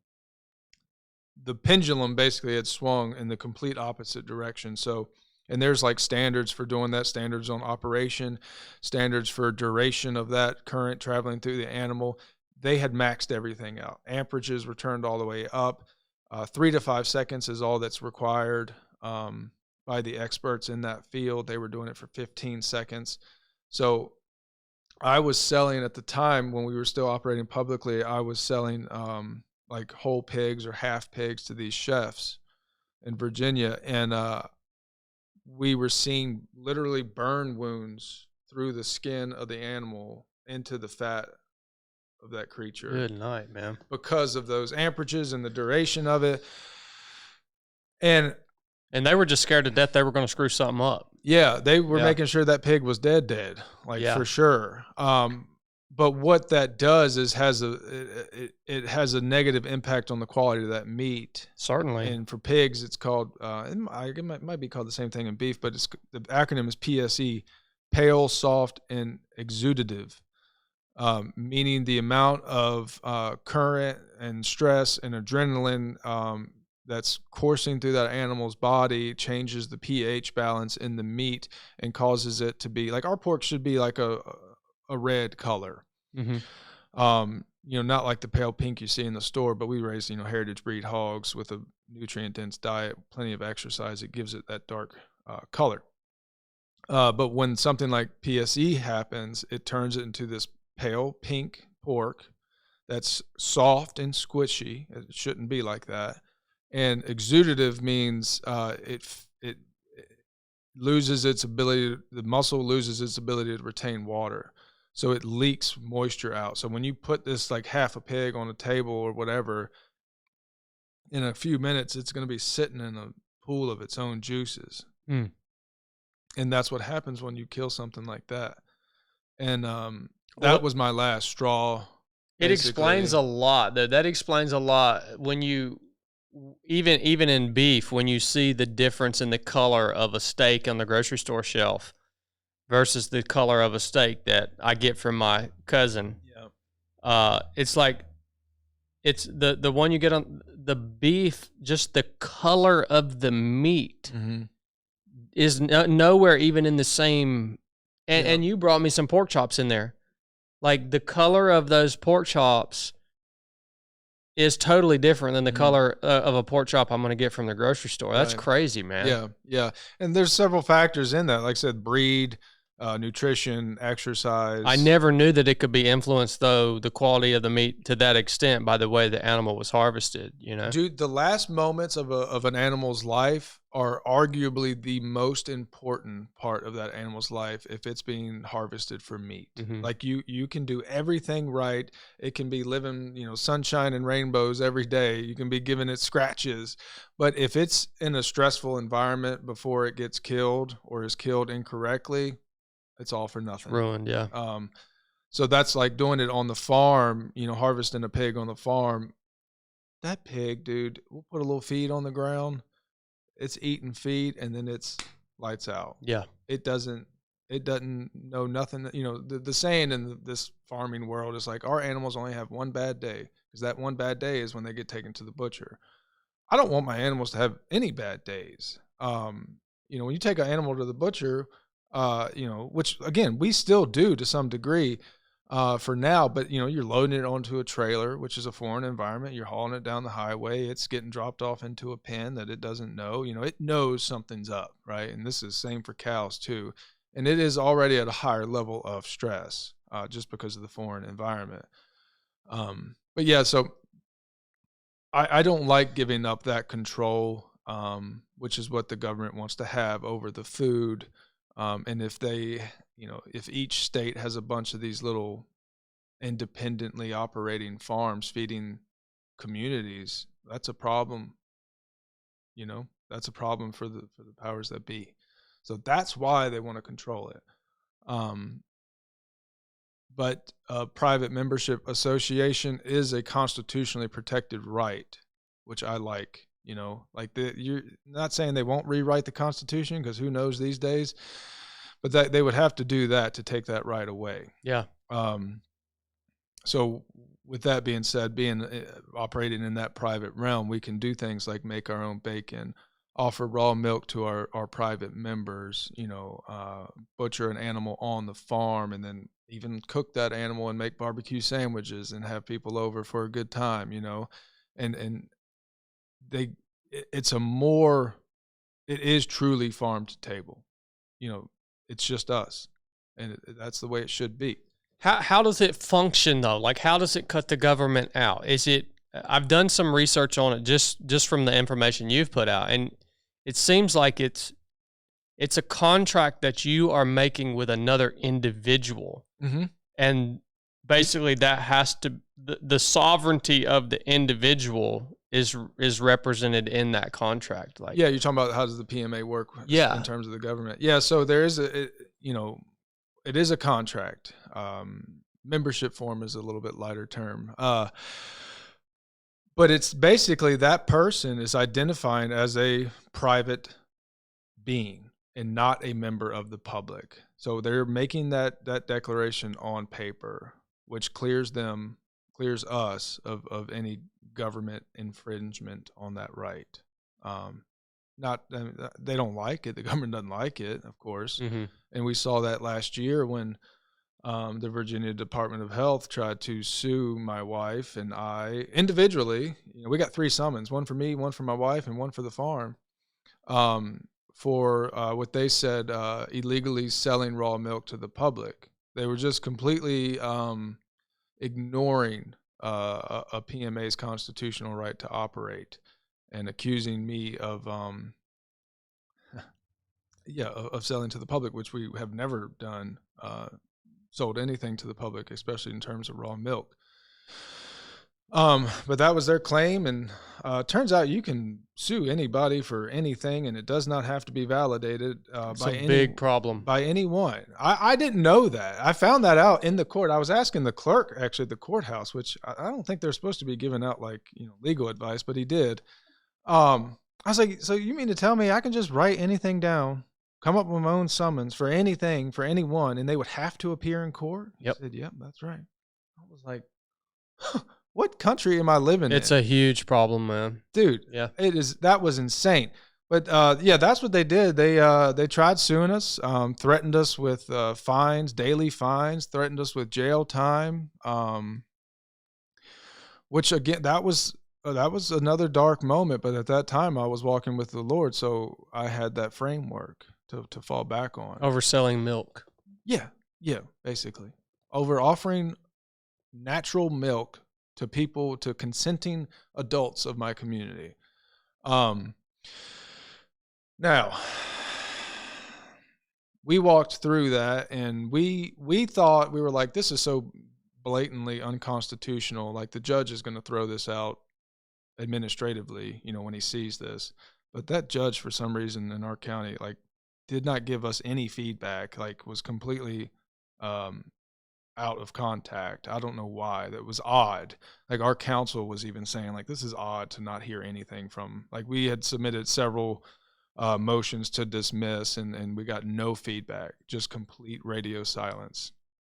And so we had kept our mouths shut from telling the world what was happening, because we thought, we wanted to see if they would make this right, on the back end. But once we found out that wasn't going to happen, and that we truly were going to, first you have a pretrial hearing, and that was supposed to happen September 22nd of last year. Once we realized that this is going to happen is when we went public with it. And, you probably saw we made a post on all the social medias and stuff. And I contacted every friend I had in this space, in the political space, influencer space. You were one of them. It's just hey, we want everybody to know, this is what's happening to a small farm in Virginia. Joel Salatin was a huge component of that fight, because he got word of it, and we work with him and his farm now. And he called me one day, which was a very surreal moment, because I'm out there moving pigs the way that this man had taught me to do it. And all of a sudden he's calling me on the cell phone. I'm standing in the middle of the woods. I'm like, this is crazy. But he wanted to hear the story from me and make sure what he heard was right. And he wrote about it on his blog, which is people all over the country and probably world read that blog. And he called for thousands of people to descend upon that courthouse on that date, which is awesome. We were doing the same thing. And all my politicians that I could get in touch with were on our side. At least they said they were. The only one that I didn't really get any warm and fuzzies from was my sheriff, which is a key player in that world. Mm. You know, the sheriff is the chief law enforcement officer of the land. A county sheriff might as well be the president of the county. You know, he controls everything, but we just don't have a great, I don't think he has much of a backbone, you know, in terms of rocking the boat. Mm-hmm. But I know there were private meetings with the attorney general's office, who was the attorney for the, you know, anytime a state government entity, or, you know, like the health department has a case, the state AGs is their attorneys by default. So I know there was private meetings with those guys, or there was private meetings with the commissioner of the health department, who was the plaintiff on that paperwork. Karen Shelton was her name. I actually brought you a T-shirt that's got some of the verbiage from that summons and her name on it. Because so you're a veteran.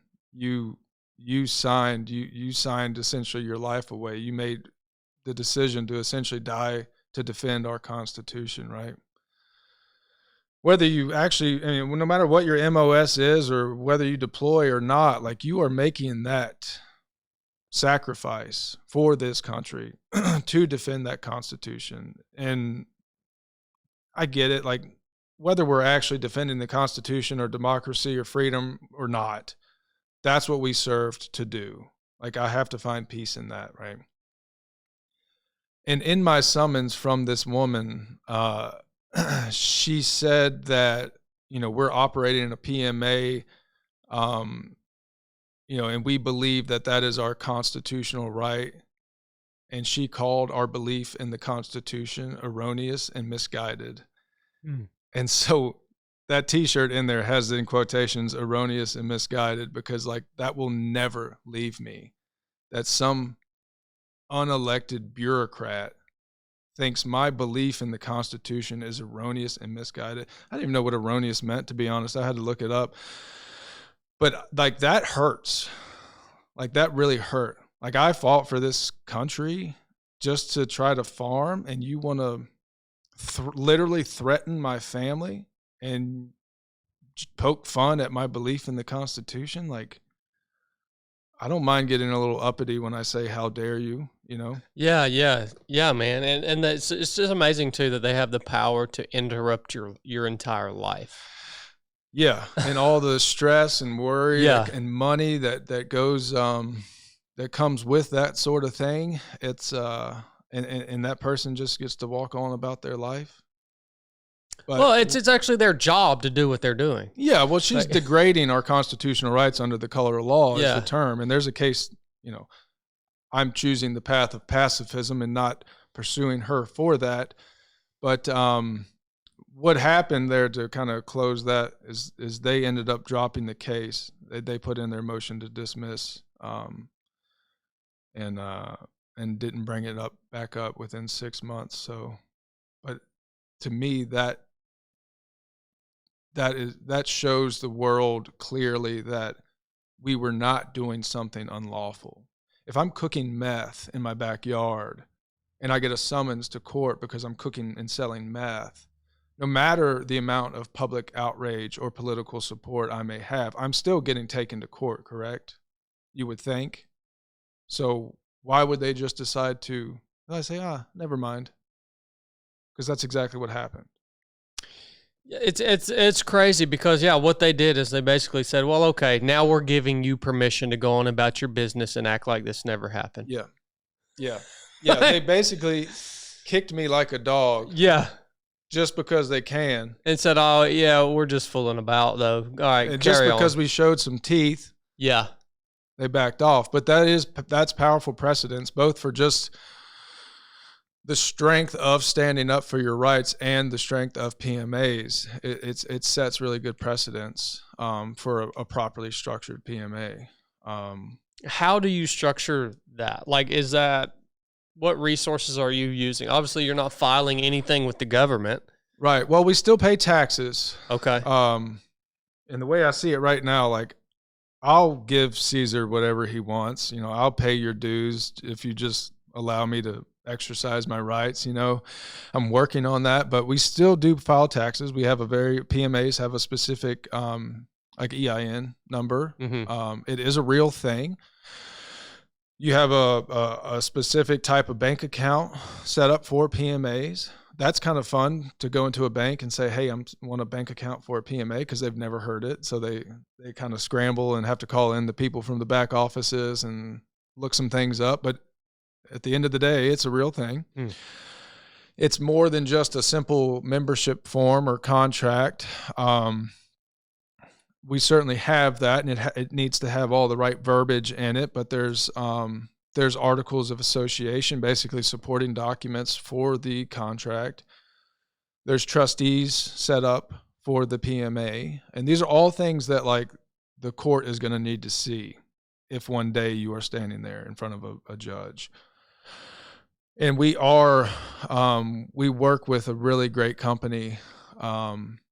We are actually an affiliate of that company now, called Cherut Way PMA, CHERUT Way. Christian organization.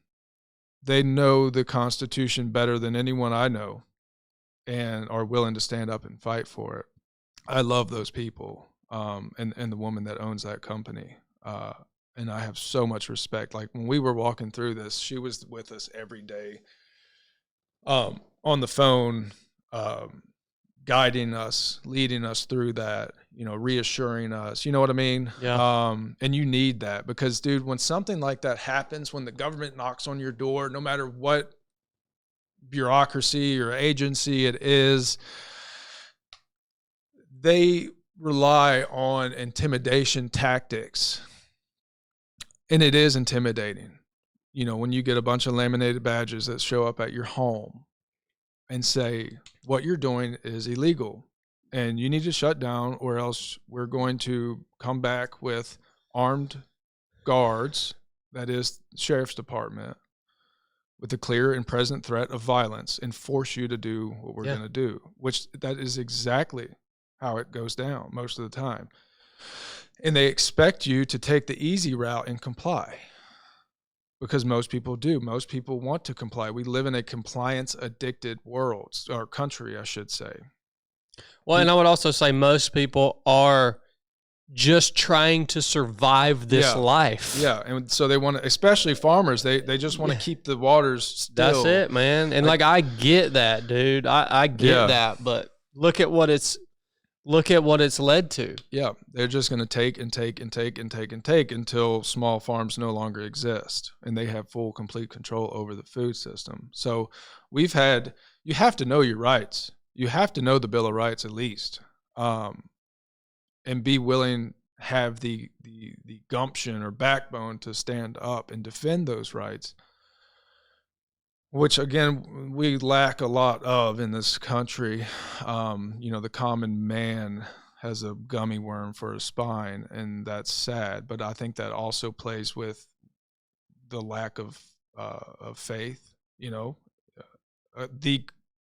Christian man to me is a strong man, not only in his faith, but his work ethic, his business, his willing to stand up against tyranny. Yeah, willingness to sacrifice too, I think, plays into that. Yeah. We had a USDA agent show up one time on our farm. We thought it was a member, so we go out to greet her in this car, my wife and I. She gets out and she's like, "Hi, I'm just here. We got a complaint, so I'm just here to look at all your freezers and stuff, and make sure you don't have anything that's not been inspected." I was like, "Who do you work for?" She's like, "I work with the USDA." I'm like, Roger that.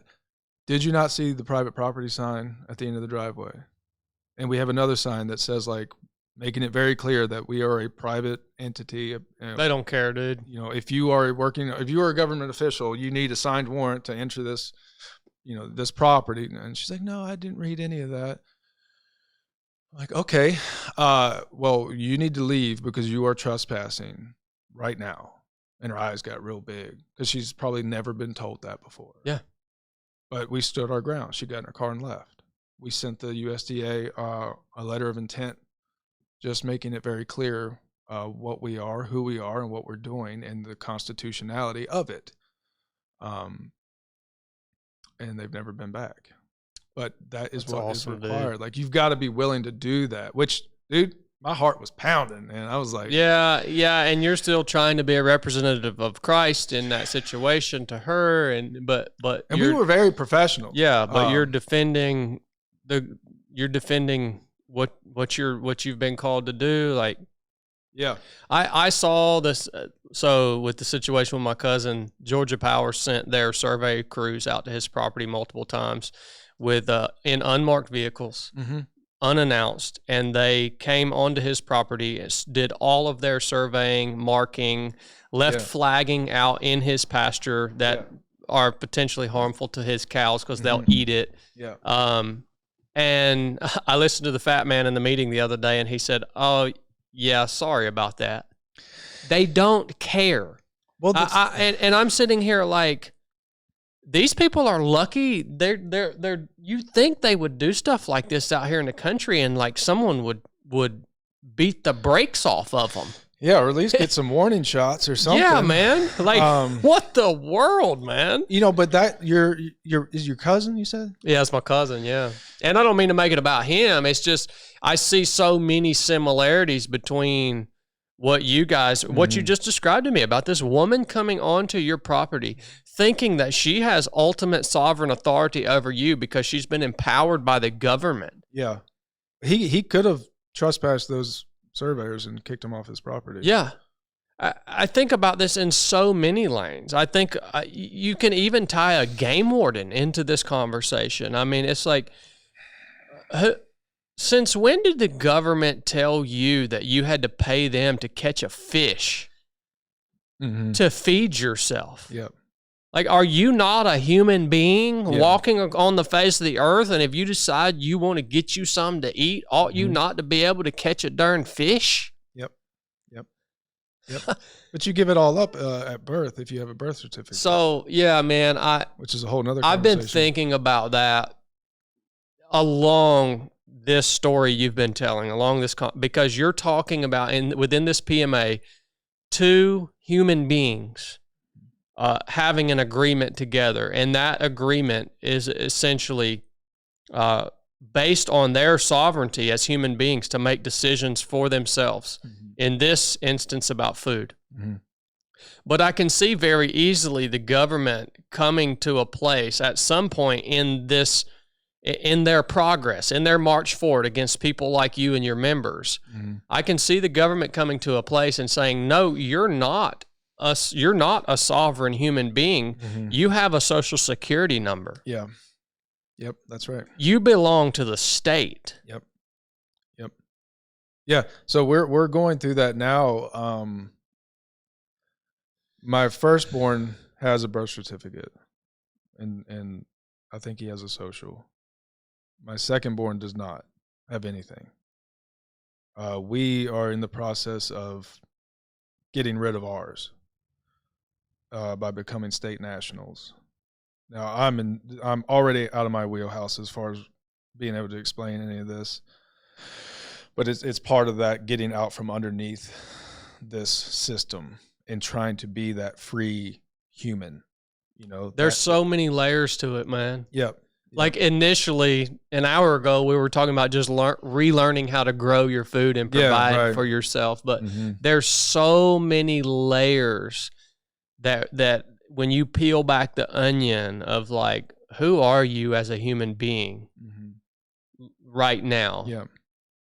Yep. How connected to this system are you? It's deep, dude. Yep. I mean, any license, marriage license is another one. They're all contracts.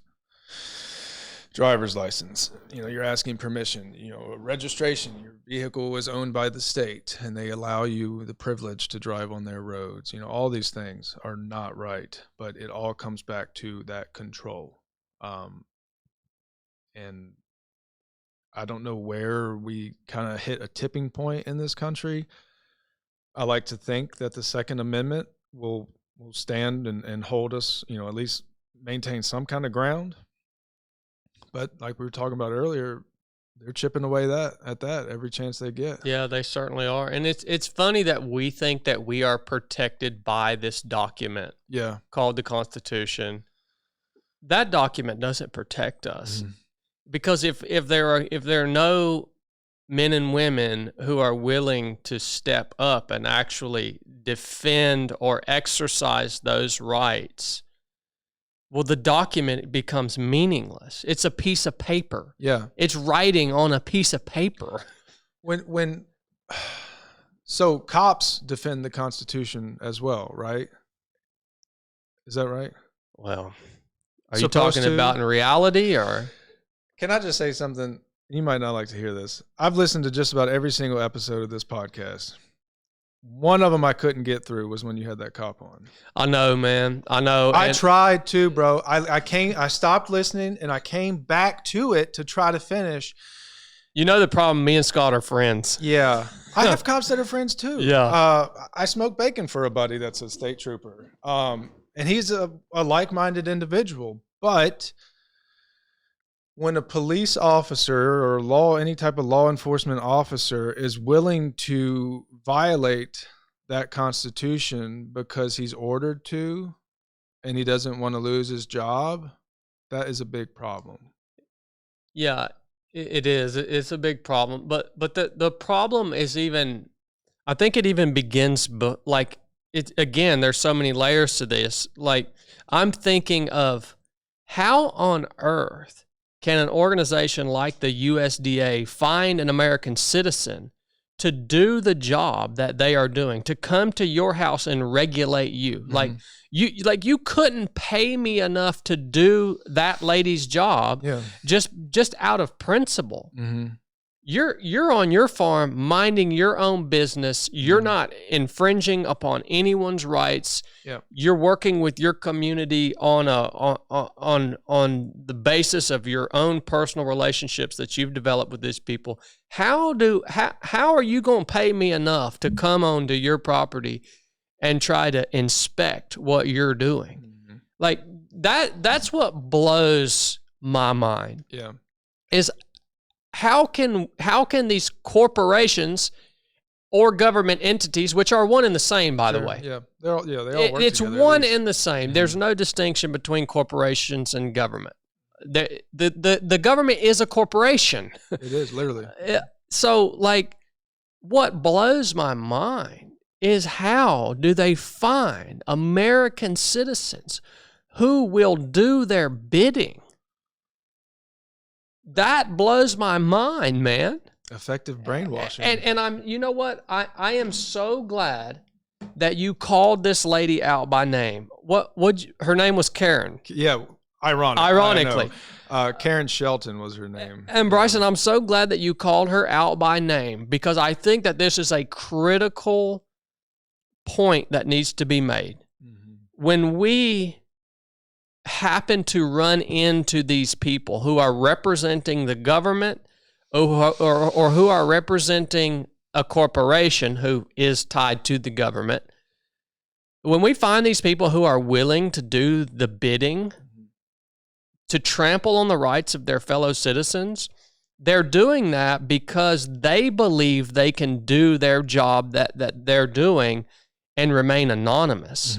And what you did with calling that woman out by name is you no longer allow her to remain anonymous. Right. And every time you have the opportunity to pinpoint who are these tyrants, so then the corporation or the government entity can no longer remain nameless and faceless, because you can't attack something and you can't beat something that's nameless and faceless. It's just this weird thing that exists. But when you no longer allow these people to remain anonymous and you call them out by name, and all of a sudden they can't go to church on Sunday morning without their people in that congregation being like, hey, what you're doing is wrong. That's what needs to happen, dude. Amen, everybody wonders how to attack and end this. These people have names.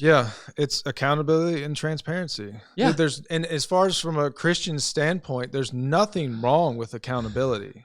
in my opinion, and I'll back that up with scripture, and please argue if you can. When Paul was wrongfully imprisoned, remember, I'm terrible with quoting scripture, but when he's in the prison and the earthquake happened, right? And the cell doors opened and the chains broke and they were set free. But he was like, what did he do? He didn't run off and say, okay, I'll just go quietly into the night. That's not what he did. He said, no, you call down those powers that be and have them personally, in front of everybody, release me and basically admit that what they had done here was violate my rights so that everyone sees it. Mm-hmm. He demanded accountability. At least that's my perspective. You're 100%. And he also, when he wrote to the Corinthians in 1 Corinthians, he told them as a congregation to excommunicate this member of their congregation who was guilty of egregious sin. Yeah. He said, get this person out. Deliver this person to Satan so that hopefully by God's grace, through fire and trial, he might be saved. Yeah, it says that if someone's sinning in your congregation or doing whatever, you approach them privately the first time, you bring other members of the congregation the second time, and if they continue, you treat them as a tax collector, which, from what I understand, is not great. Yeah. Basically excommunicated. And so all of these people who are functioning in these positions, who are trampling on the rights of their fellow citizen, they ought not be able to walk down their sidewalk or visit their local businesses in the town that they live in and be served like a normal citizen. And they dang sure ought not to be able to be joined together with a congregation somewhere. Yeah. I agree. If everyone knew, it would be much harder for that to happen. Yeah, you know, and I did this. I made a post for my cousin about one of these individuals who came to his house, and I think it was so shocking to him. He actually called and asked me to remove the video, and I did honor his request. It really pained me to do it, but I think it's so shocking to people, Bryson, because, you know, we're not used to being mean. Like, we don't want to be mean, dude. Like, and that's what people see this as. They see it as, oh, you're being mean because you're actually impacting this person's life and reputation right now. Well, was he ashamed of something that he did? Maybe. Yeah, exactly. That he should look deeper into that than what you did. You know what I mean? Yeah.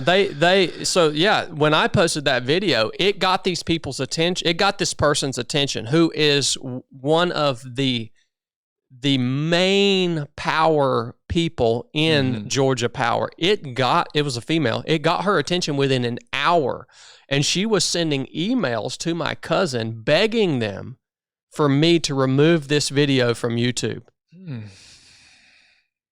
And wow, they took the bait. They asked me to remove the video from YouTube. That's their call, man. I'm going to respect him because I'm walking alongside him in that fight. Yeah. But it's just I think it just shocks people. They're like, that's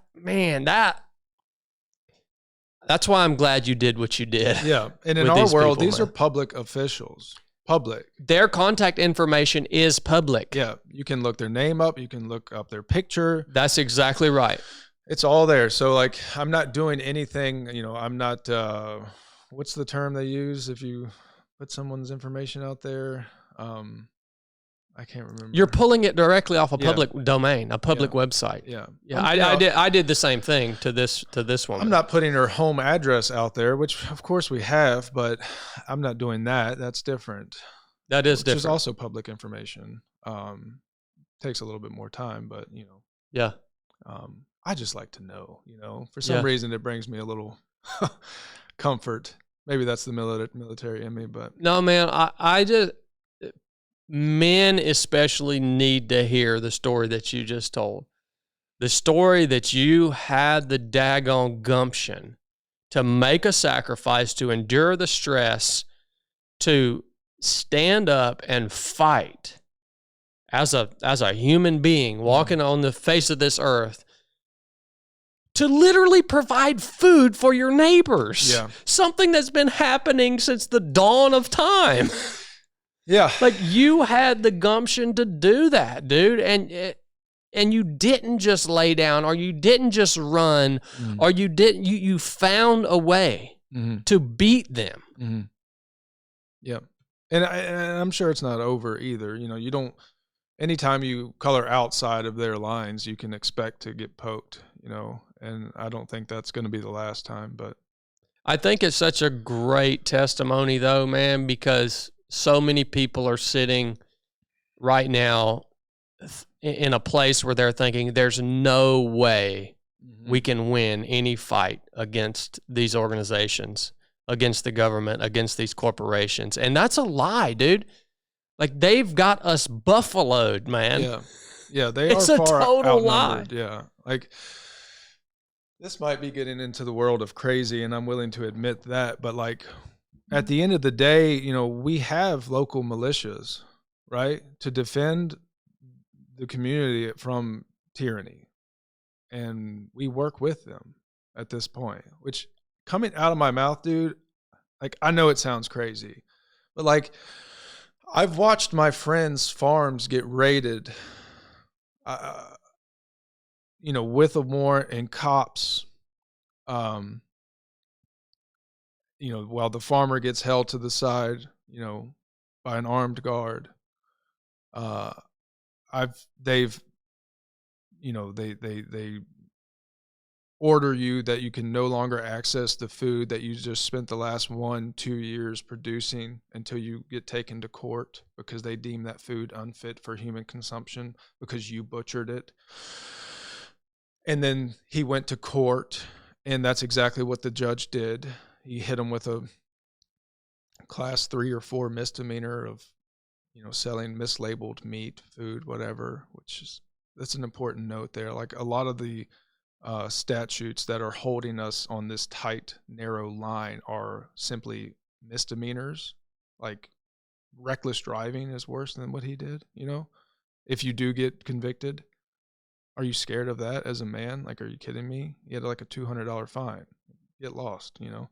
Yeah, but when you're getting subdued on your own property, it doesn't feel like a misdemeanor. No, that's the scare tactics. And right? And this dude, after his trial, they showed up with a U-Haul box truck, and emptied out all of his freezers, $25,000 to $30,000 worth of meat and cheese into a U-Haul box truck, and they took it down the road and threw it in the county dump.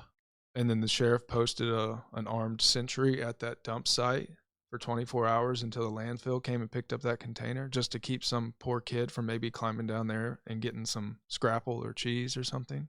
Your children are hungry, and the government's doing that to your children. Like, can you imagine? It doesn't even seem real, man. That's a true story. Yeah, that's a true story.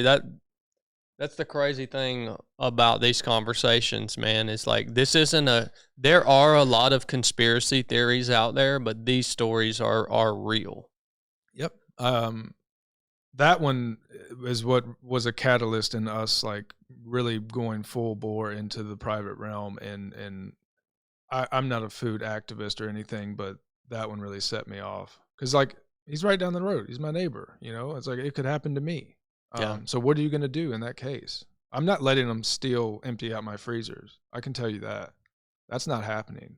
We'll have the whole community show up and not let anybody leave. Mm-hmm. You know what I mean? Like, we'll all sit here and starve together until you let this go. You know what I'm saying? I'm not talking about violence. But that's what we're willing to do, and that's what most people are not willing to do. I'm so thankful that you're building a platform too, man. If we can say one good thing about social media, it is a powerful tool that we now can leverage as individuals to expose what's happening. I mean, well, we're doing it right now on the podcast, you know? Yep. That is one good thing that you can say about social media, and it is one thing that if you are a fighter, man, like, it might be worthwhile to put in the effort to building a platform, not only to protect yourself, but to protect other people who may need to call on you. Yeah. and you get to the point that you can make a video and it gets these people's attention and it gets people spun up. Like, man, they do not like that, buddy. No, they will respond to public outrage 100%. And that's the great point. Like so this farm I'm talking about, he was raided and convicted within a month, and they did it completely under the darkness of night. No one knew anything. It happened so fast. Like, what in the world? Like, nothing in the legal world happens that fast. But there's a reason for that. That when you're doing a farm like this, they don't want anybody to know. And the longer it sits there and festers, the more people will know. But when I went out there and was talking to him about that, that's when I made the commitment, like, we are going to grow these social media platforms, because the more people that know, the harder the bigger you are, the harder you are to kill. Yep. Was my stance. And so we kind of made a push to do that. And it's done okay so far. It certainly helped last year. We had people flying in from Iowa to protest our hearing. RVing in from Wisconsin, all up and down the East Coast. They were coming. It's kind of, the state did the smart thing by dropping that case before that hearing. I was really looking forward to seeing that, and it would have been beneficial for the community, for the country, to see the power of the people coming together for a like cause. And it was going to be thousands of people. So they definitely did the wise thing by not letting us put that on. Mm-hmm. By giving you permission to go on about your business. Yeah. The courthouse was calling in all the local surrounding fire departments for extra manpower for crowd control and traffic control. I know that because I'm friends with one of them. And he was like, I probably shouldn't tell you this, but we had a meeting last night. And, dude, I was smiling ear to ear. I was like, good. I hope they know what's coming. Yeah. But, it's always going to be a next time. So we're ready for it.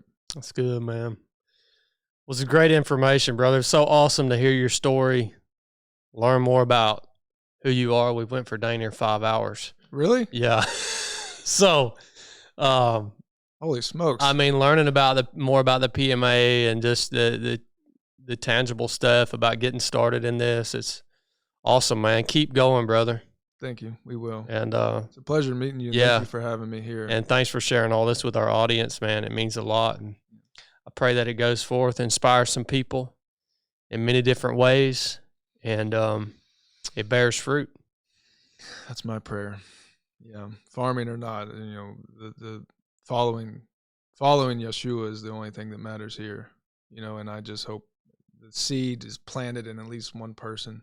And I think I wanted to say this, what you guys are doing here at the 3 of 7 Project, being a group of strong Christian men and open about not just your faith, but your feelings and your personal life, and having an open discussion about them, because it meant a lot to me early in my faith to be able to listen to that, because there's not a lot of that out there, to hear what I consider real men talking about walking with the Lord. And that is like I said, that is the only thing that matters. So thank y'all for that. Like, your work does not go unnoticed. Or appreciated, man.